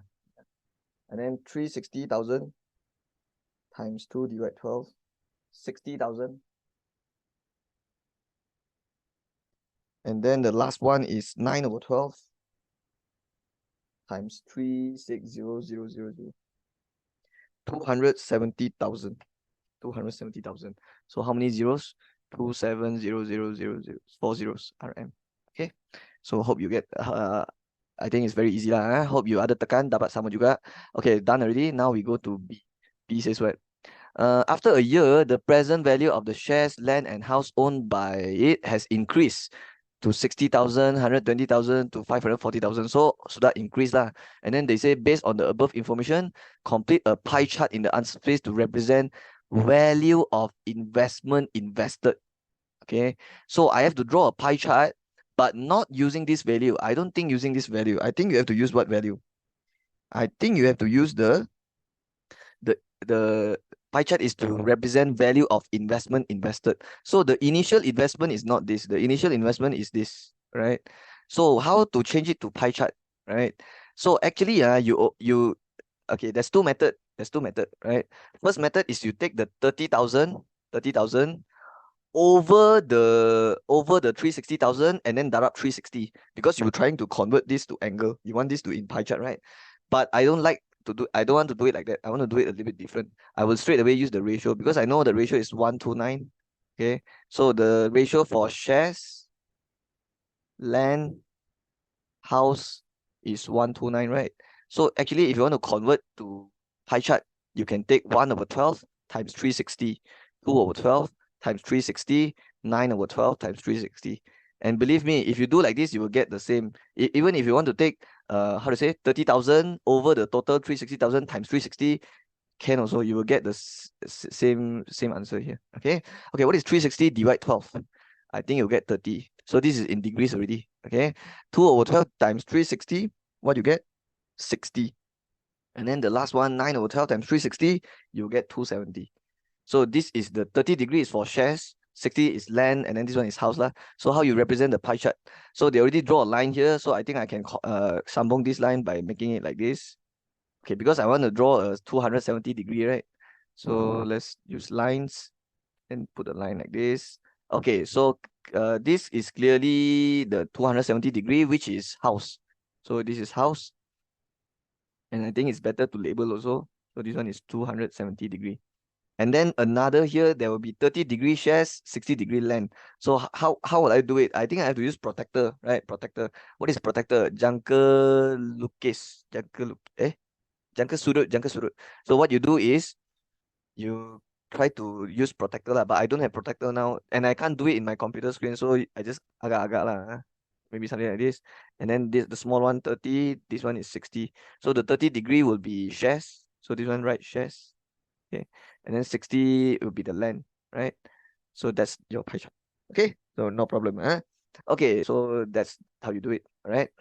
Okay, let's do C. C says what? It means this value is just there to confuse you, right? Because this is the not the initial investment. This is the value yang dia sudah increase, because they want the pie chart to represent value investment invested. So we actually use the initial investment value, not this value, right? Okay, so now we do see. Okay, let's skip the Malay one. Okay, because I biasa bought English. After seeing the profit of investment of shares owned by Aina, her husband also purchased shares. Okay, this is under shares. Okay, let's talk about shares lah. Let's talk about shares and ROI. Okay, so is there any space for me to talk about shares? Okay lah, I just use this space lah. So let's talk about shares. Let's say the cost per unit. What is cost per unit? It means the share price for cost per unit is RM 2 ringgit. RM 2 ringgit. Okay. And then the one lah, 1 ringgit 90 cent. Okay, 1 ringgit 90 cent. It means if I want to buy share, if I want to buy 1 unit, it will be 1 ringgit 90 cent. But let's say my investment is 380 ringgit. Okay, it means I spend 380 ringgit to buy shares. So can you tell me what is the number of share? How many shares I can buy? 1 unit share costs 1 ringgit 90 cent, but I invest 380. So how many I can buy? It means I will take 380 divide 1.90. Then I will get how many number of shares, right? So what is 380 divide 1 ringgit 90 cent? If I press calculator, 200. It means I bought 200 unit. Okay, 200 unit. Okay, 1 unit costs 100 ringgit 90 cent, but I spent 380. That's why I bought 200 unit. So now I have 200 unit of shares. But now what I can do, let's say after 1 year, I sell all the 200 units. But when I sell, I don't want to sell 1 ringgit 90 cent. I want to earn money. So when I sell, my cost per unit is maybe higher because I want to earn money. So maybe I sell 2 ringgit 50 cent. So it means there's some return, there's a profit, right? Return means profit. So how much return I have? Okay, if the cost per unit is 2 ringgit 50 cent, but the number of shares is still 200 unit, right? So when I sell, it will be how much? It will be 200 units times with 2.50, right? Because when I buy 200 units for this cost per unit. That's why this one 200 times 1.90 is 380. But when I sell it, I sell 250 per unit. So how much I sell? 2.5 times 200, which is 500, right?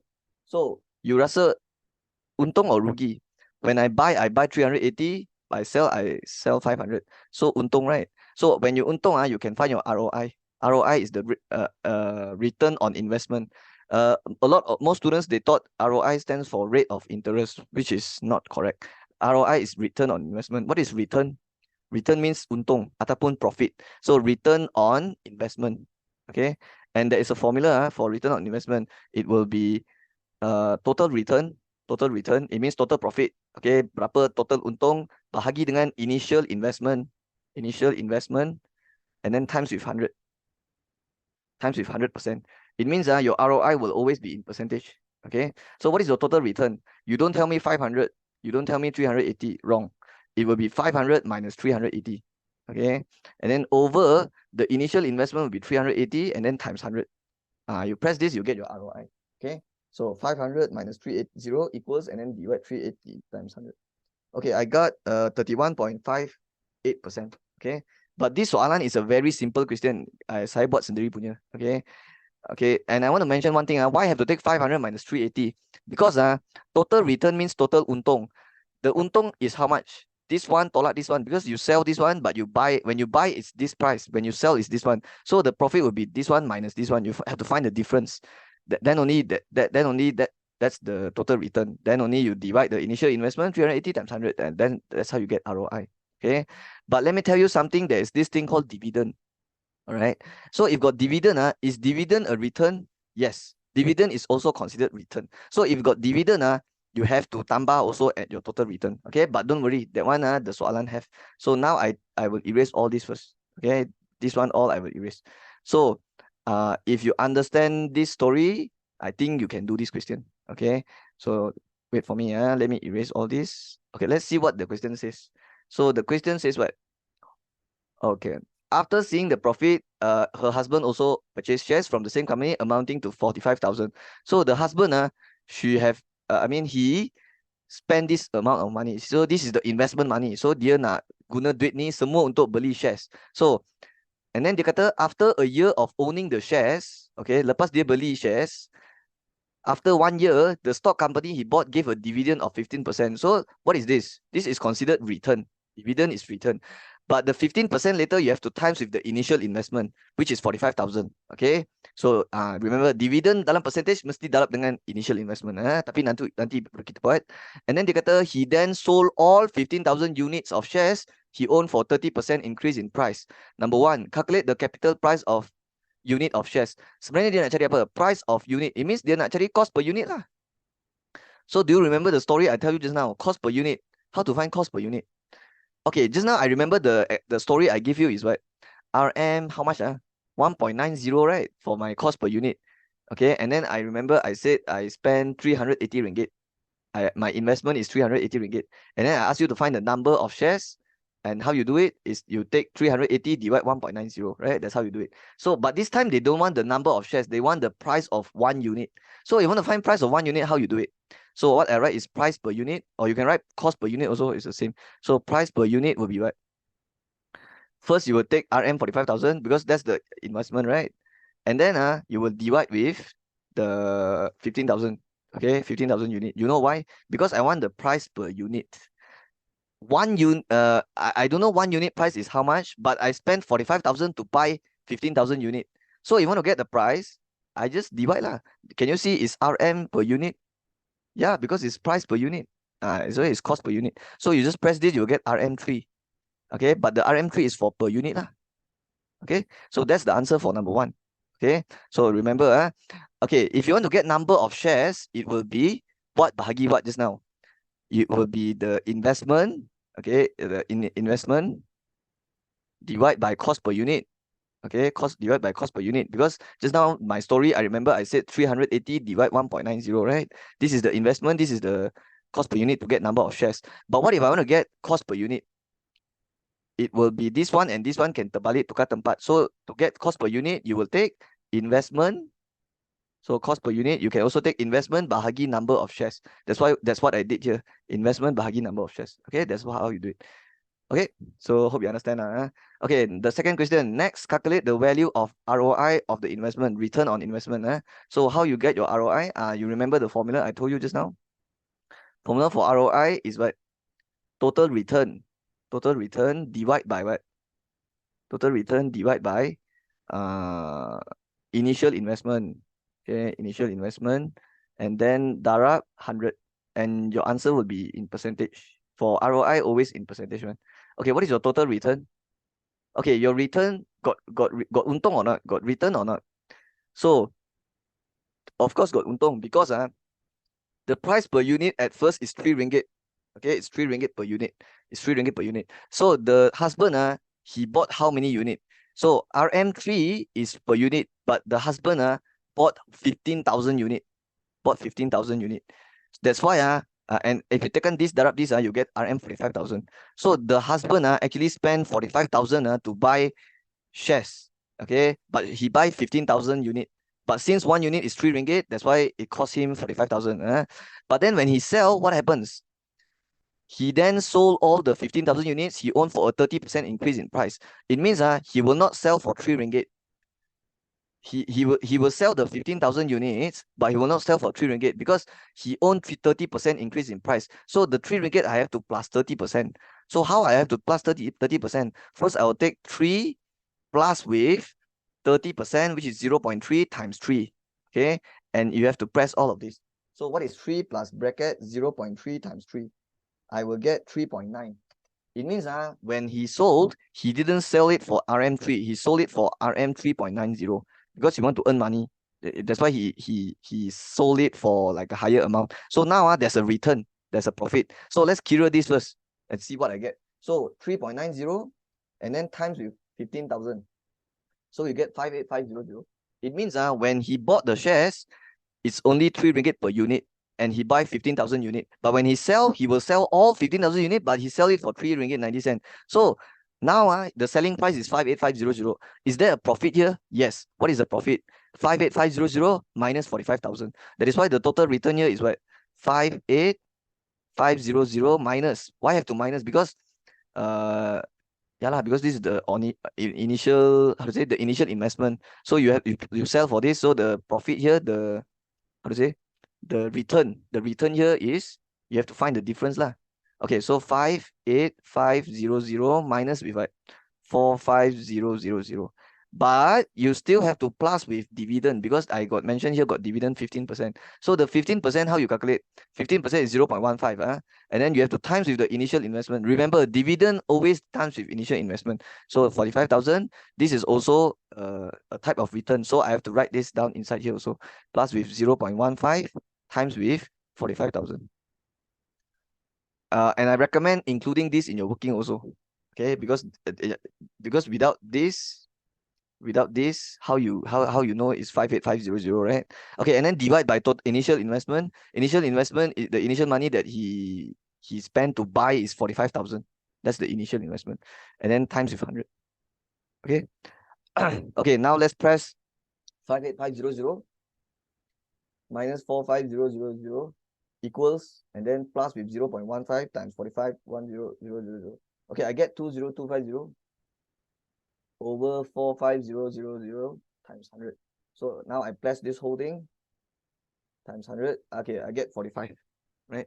And the 45 is automatic in percentage already. It means 45 is the return on investment. Okay, so remember the return on investment punya formula lah. So that's how you do it. Okay, last question, soalan D. Let's see. Puan Aina bought a shop house insured with fire insurance. So this is fire insurance punya soalan. Which has a co-insurance provision of 90% of her shop house insurable value. The shop house insurable value is 520,000 and deductible 35,000. Point Anna insured her house for 378,300. Calculate amount of loss if her house is caught on fire, and the amount of compensation that he will receive is this one. This is the compensation. Hence, state her co-insurance penalty value. Okay. When we do fire insurance, we should always find our required insurance first. So how to get the amount of required? Required means jumlah yang harus dibeli. So how you get your harus dibeli? You will take your percentage 0.99, because 90% means 0.9. 90 divided 100 times with your insurable value. Remember that. Always do it like this when you find insurance. The first formula, this is always the method. So you take this one, darab. Okay, what you get? 0.9 times 520,000.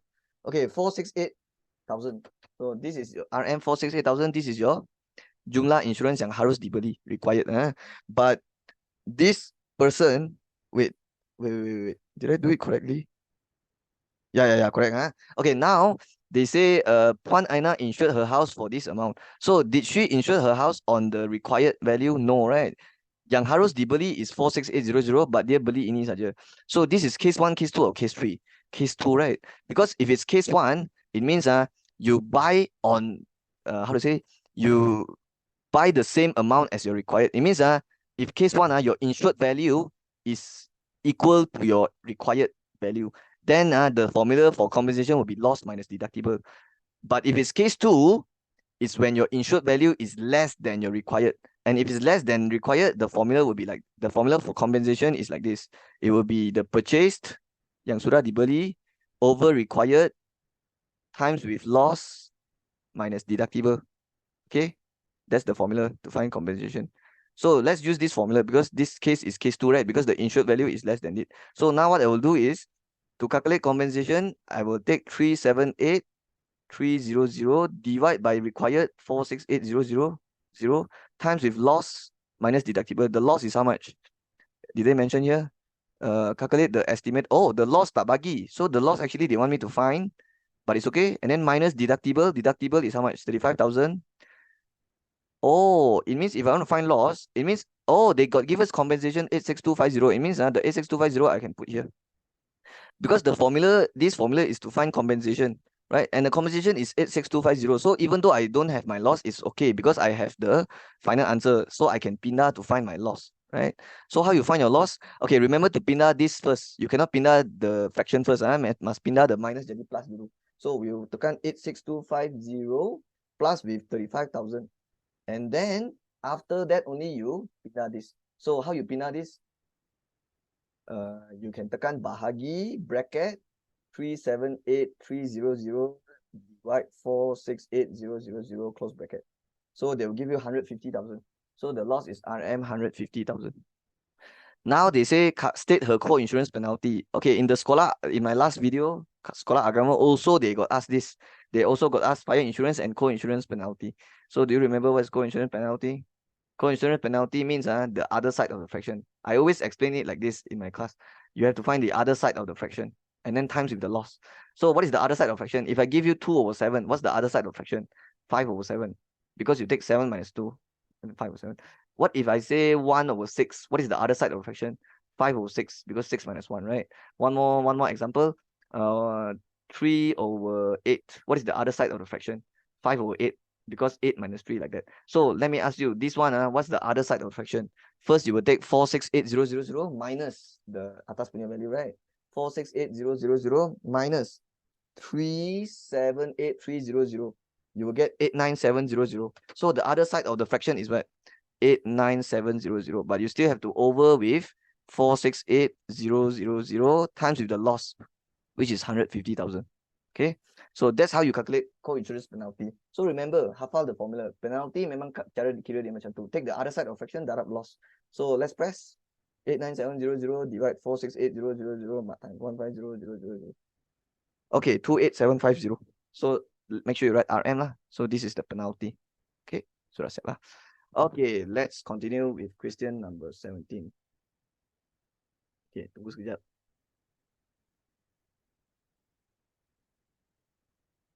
Okay, let's continue. Number 17. Last question. Okay, let's keep all this. Okay, so let's read. Mr. Faris is a real estate investor. He bought a piece of land for 150,000 and a house. So he bought a land and a house. The price is different. He intends to sell the land at a profit for 50%. The house was sold for 480,000. Number one, calculate the price of the land he has sold. So how to calculate the price of land? So of course we have to look at the land price, 150,000, but then the land, how much he sold? He intends to sell the land at a profit of 50%. So how much he will sold? It will be 150,000 plus with the 50%, which is 0.5 times with the 150,000, right? So this is how you do it. Okay, it means you have to take 150,000 times 50% and then afterwards plus back that. Okay, but of course there's a faster way to do it. Straight away take 150,000, darab 1.5. Can also. Okay, if you want to do fast, go ahead. Okay, but I will do it like this: 150,000 plus 0.5 times 150,000. Okay, you should get 225,000. So the answer for this question is 225,000. Okay, now for question 2, calculate the percentage of his home sales profit. So how to get your home sales profit in percentage? So the home he buy how much? The house 350,000, but the house was sold for 480,000. So there is a profit here, right? So how much he earned in RM? How much he earned in RM? The return, or you can write the profit, right? So what is return? Okay, write profit lah, because actually it's the same lah. You want to write return also can. It's the same thing. So what's the profit here? 480,000, the selling price, and then minus 350,000, right? So what you get here? If I press calculator, okay, let me press. Okay, 130,000. If you minus this, you get 130,000. But this is the profit, RM 130,000. But I want the percentage. It means you will use your ROI formula. It's like using ROI formula. Do you remember what's the ROI formula I tell you just now? Take the total return. Where is it? Total return bahagi initial investment times 100. So it's like almost the same thing, because ROI also used to calculate percentage. So what is your total profit, total return? 130,000, right? And then divide with your initial price, the initial investment, which is 480,000, and then times 100 lah. That's the return on investment. That's the profit. Okay. So what happens when you do this? Cut, and then cut, and then 130 divide 48 times 10. Yeah. 130 divide 48 times 10. Okay, my calculator give me. Wait, did I do it correctly? Ada saya buat salah ke? Okay, sorry. 480,000 is not your initial investment. Sorry. 480,000 is your selling price. So remember, the ROI formula have to bahagi initial investment one. Okay. So the initial price is not 480,000, it's 350,000. Okay. Sorry, I silap. So let's betulkan. So cut 3 zeros here and then 1 0. So it will be 130 times 10 divided 35. Times 10 divided 35. Okay, it will be 37.14%. Okay. So remember the formula to calculate the percentage of profit would be your profit atas letak profit, bawah have to letak the initial price, the original price times 100. And the formula is very similar to ROI. ROI also like that. You put the total return atas, which is total profit lah, and then divide initial investment. It means the initial price and then times 100. Okay, just now I bought Salah because I go and put the selling price here. The initial price is 350,000. Okay, so be careful lah. All right, for B, let's go here. Okay, B. A year later, Mr. Faris purchased another piece of land and divided the land into 3 parts as shown in the diagram. So there's 3 parts here. Trapezium shape soil A. Okay, A is a trapezium shape, and parallel rectangle B. B is a, I think they mean parallelogram, yeah, because it's a parallelogram shape. And then are 2 rented areas. So only A and B is allowed for rent. Okay, the rental rate for the land charge is RMX per square meter. So if you want to rent this land, you have to pay RMX for every square meter, every meter square. Okay, and then they say given U is the midpoint, and if this is the midpoint, a midpoint of who? Of SV. So it means here must be 36 also lah, because midpoint mah. Okay, but then they also mention what T is the midpoint of SU. So if T is the midpoint, okay, the whole thing is 36. It means this is 18, this is 18. All right. But can I find the length here? Don't know. Okay, don't know. Okay, but it's okay. Let's keep reading. If the difference in ground rent is RM 150, calculate the X value. Okay, the keyword here is difference in rent is 540. Okay, how to calculate X value? I think first you have to calculate the rent for A, and then you have to calculate rent for B, and then you have to take besar tolak kecil equals to 540. Yeah, that's the plan. So again, what's the plan? Get the rent for A and rent for B, and then take besar tolak kecil equals 540, because they say difference mah. So difference. Okay, how to find the rent for A? First, you need to find area first. After you find your area, then only you can darab with the rate, the rental rate. Okay, so how to get your area of A? So question number 1, I'll write area of A. So for area of A will be what? This is a trapezium shape. So the trapezium formula will be 1/2 times sum of parallel sides, and then times with the distance. So the sum of parallel sides will be 18 plus with here. Okay, here what's the length? Okay, actually you can find actually, because they got mentioned this is a parallelogram. So parallelogram mesti atas bawah sama panjang, 18, 18, here also 39. Okay, so you can know the whole thing here is how much? 36 plus 36 is 72. So if I want to get here, I can take 72 minus 18. If I press, the calculator give me 54. So now I know my how to say, my sum of parallel side will be 18 plus 54, right? But then I still have to times with this distance. Okay, the formula for trapezium is like this: 1/2 times sum of parallel sides, and then times with the distance here. But this one don't have lah. So how?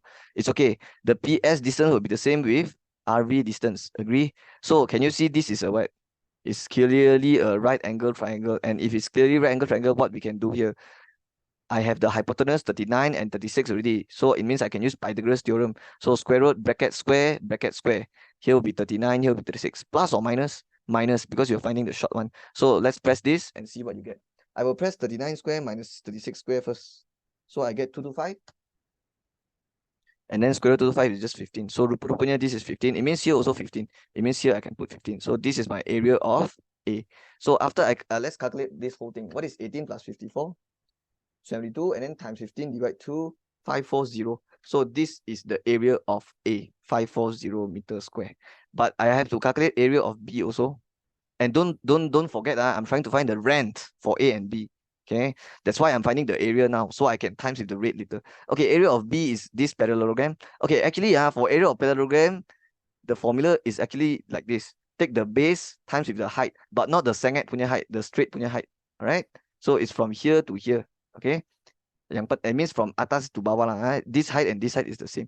So just make sure you know the formula for parallelogram is the base, which is 18, times with the height, but not 39, 15. Because the height cannot take here. I already said I have to take from here to here.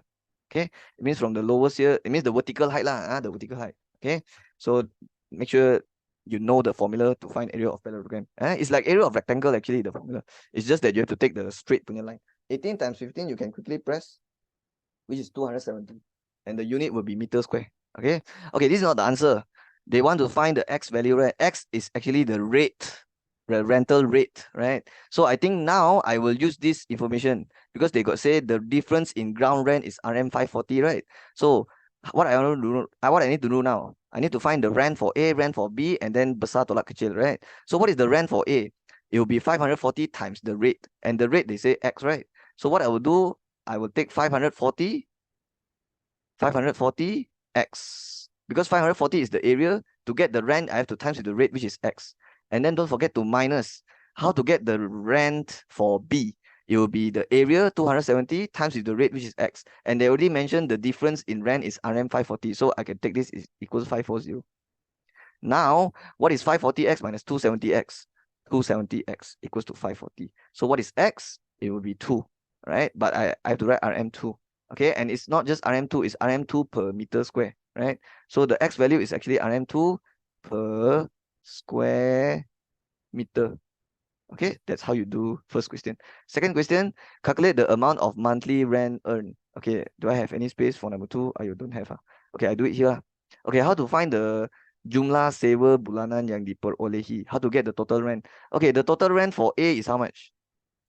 We already know the area is 540 and the X is 2, right? So just take 540 times 2, right? 540 times 2. And then plus with the rent for B. The rent for B is how much? The area for B is 270. And to get the rent, you have to times with the rate. So 270 times X, which is 270 times 2. Yeah, I think you press all this, you get the answer. So let's press 540 times 2 plus 270. RM1620. So that's the answer. Okay. Let's continue. Okay, is this the last question? No. Okay. Soalan C, let's go. After a few years, Mr. Faris has opened a house building company. Okay. The profitability of home sales U is increasing as the area of house L is growing. Okay, let's finish reading first. However, its sales profit is decreasing when the time of constructing the house T months is increasing. Mr. Faris made a profit of 70,000 for 1,500 square feet house, which has completed within 3 months. If the profit is received for constructing house within 1 year is 87,500, calculate area of house. Okay, I'm already lost. Okay, I'm already lost. I don't know how to do. Okay, actually, let me tell you, this chapter, this question is actually variation. Okay, because I see the word like increase, something like that, right? So, okay, let's read again. Let's read slowly this time. The profit of home sales U, okay, let's write U, increase as the area of house is growing. It means U varies directly as L. That's what it means. It means if they say increase as area, it means when U naik, L pun naik. It means U varies directly. If this one naik, this one turun, then it varies inversely. Okay. And then they say, however, the sales profit, but sales profit I already know it represents U. U represents sales profit. Okay. L represents what? Let's try to write clearly here. L is the area of house. Okay. The reason why I write like this so that I don't get lost. Okay. However, the sales profit, which is U, decreasing when time of constructing the house T months is increasing. So when sales profit decrease, the time increase. The time increase. So I think this one is varies inversely as T. So I will put over T down here, and the T is represents what? Time for constructing house. So time. Okay, but they got mentioned is in months. So let's just put the unit in like that. And then the area, did they put unit? No, right? Okay, so it's okay lah. Then I just leave it.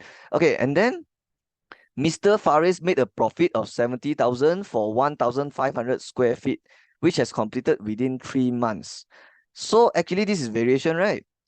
So if it's variation, how you do it? After you write your variation, the second step is to change to equation. How you change to equation? You kena tambah K, and then this will be L over T. But when you tambah K, the hubungan here is darab, is a times relation. So when you times nombor atas saja, so like this, right?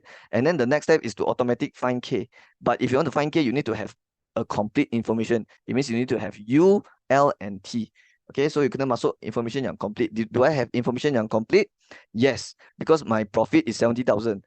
So U is 70,000. Don't forget, U is your sales profit. So if they say profit 70,000 means this is the U.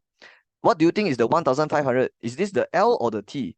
The L, because this is area. Square feet is area. So this is the L, 1,500. So yang ni letak dekat L. And then what about T? Completed within 3 months. 3 months. So this is 3 lah. So now you can actually find your K. But then I know the soalan asked you to find something else, right? They asked you to calculate area of house. But yang tu nanti, you kena cari K dulu. You tak cari K dulu, tak dapat. So how you tekan this? You will take 70,000 times 3 first. 70,000 times 3 divide 1,500. Okay, you get 140. Okay, 140. So this is your K. This is your K. But after you get your K, you have to do what? You have to sub in back into the equation and rewrite. So it will be U equals to 140 L over T. But this time, we have to read what the question wants. If the profit he received within 1 year is 87,500, so profit is 87,500, means this is the U, because U is sales profit. That's the reason why I write like this. Okay, supaya kita tak confused. So the U I can put 87500. And then they say calculate area, means calculate L. L is the area. So I already know 140 and I'm trying to calculate L. So if I want to find L, it means I have to have T and U. U I already know, but T is the time in months. Did they mention? Yes, within 1 year. But you don't put 1, because I want in months. So I should put 12. So now you can get your L. So what is 87500? Times 12 divide 140. So 7,500. But the unit I think will be what? I think will be same with just now, square feet, right? So square feet.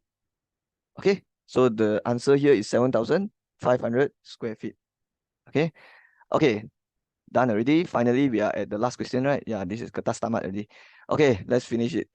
Okay, I think this is very long video. Okay, but it's okay. It's paper 2, so yeah. Okay, to expand his business, Encik Faris made a personal loan. Okay, this is from 3 chapter. It's under loan, car loan. Made a personal loan of 200,000 with a monthly installment of this for 10 years. Calculate the annual flat interest rate. So what do you think? This is an interest, right? But is this a simple interest or compound interest? If simple interest, we will use PRT formula. But if it's a compound interest, I have to use what formula? P1 plus R over N and T. This formula actually got give in formula. Got give in exam. Okay. But I think this chapter, this question, what do you think? Is it the simple interest or compound interest? Okay, if you tak nampak perkataan compound means is simple interest. So this question is simple interest because tak ada perkataan compound dekat sini. But if you got compound, then you have to use the other formula. So this question we will use the PRT formula. Okay, let's see. Made a personal loan. Loan means pinjaman daripada bank. Pinjaman. So the amount you want to pinjam is 200,000, and then with a monthly installment of this, calculate annual flat interest rate. So 200,000 is the amount you want to pinjam. So you go to bank, you say you want to borrow this amount. But if you borrow this amount, you have to pay back more than this amount. Okay. So what you have to pay back how much? You have to plus with the amount you have to pay back will be 200,000 plus with the interest, right? And how you get your interest will be PRT, right? The P will be how much? The P will be 200,000 times with the rate of interest. But is there any interest rate? Tak bagi kan? Tak bagi. So actually we don't know. So let's call it X because they actually want you to find the interest rate. So it means the X lah. Okay, I already let the rate become the X. So PRT. So T will be the time in time. Okay. So what's the time here? PRT 10 years. Okay. So this one plus this one is equals to this value. Then only this is the value yang you kena bayar total back to bank. It means you pinjam 200,000. But when you have to pay back to bank, it's not just 200,000. You have to pay back 200,000 plus with the interest, right? But then they say the monthly installment is this 10 years. So if the monthly installment is 2416.67, can I find out the yearly installment? Can, right? Just times 12. After I times 12, I times 10. Because 10 years, okay? 10 years got how many months? 10 years, when you times 12, you get 120 months. It means if monthly installment is this, when you times with 120, you will get the total amount that you have to pay back already. So what is 2416.67 times 120? So the total that he has to pay back is 290000.4. So 290000.4. How many zeros? Zeros, 4 zeros. Okay, but this one is 0.40 actually. It means 40 cents. So you have to put the zero yourself. And guess what? This value you can actually write here. Yeah, you can write here. Okay. Okay, I will explain later. Let's write it down first. 290000.40. Let me explain. Because why I take this one times 120 is because this is the monthly installment. So I times with 10 years. 10 years got 12 months. So I times with 120. Then I get the total amount I have to bayar balik kepada bank. It means I pinjam 200,000. Okay, I pinjam 200,000, but when I pay back, I have to pay back this amount. A lot, right? A lot. Why so many one? Because of the interest. Okay, because the bank will charge you interest. That's why it's 200,000 plus with interest equals to this. So how to find your X now? You just pindah lah. Okay, 200,000 times 10 will be 200,000, add another 0, X. Okay, and then this 200,000 you can pindah jadi tolak. So what I'll press is answer minus 200,000. So I will get 90,000.40. 90,000.40. And then how to get your x? Just tekan answer divide to how many zeros? 6 zeros. 1, 2, 3, 4, 5, 6. Let's count and see. 1, 2, 3, 4, 5. Yeah. So the calculator give me 0.045. 0.045. Okay, actually there's still a lot of numbers here, but this is the answer. Yeah. Okay, don't stop here, please, because usually interest rate is in percentage. Okay, so let's change it to percentage. So how you want to write interest rate? Takkanlah you nak tulis 0.045%. Salah tu, salah. It's actually 4.5%. Okay, because 4.5% means when you convert to decimal, baru dia akan jadi 0.045. Okay, so how to convert decimal to percentage? You have to times 100. Okay, it makes sense, 4.5%. When you take 4.5 divide 100, you get back 0.045. Okay, it means the interest rate here is 4.5%. Okay, so I'm done with this paper. Bye bye.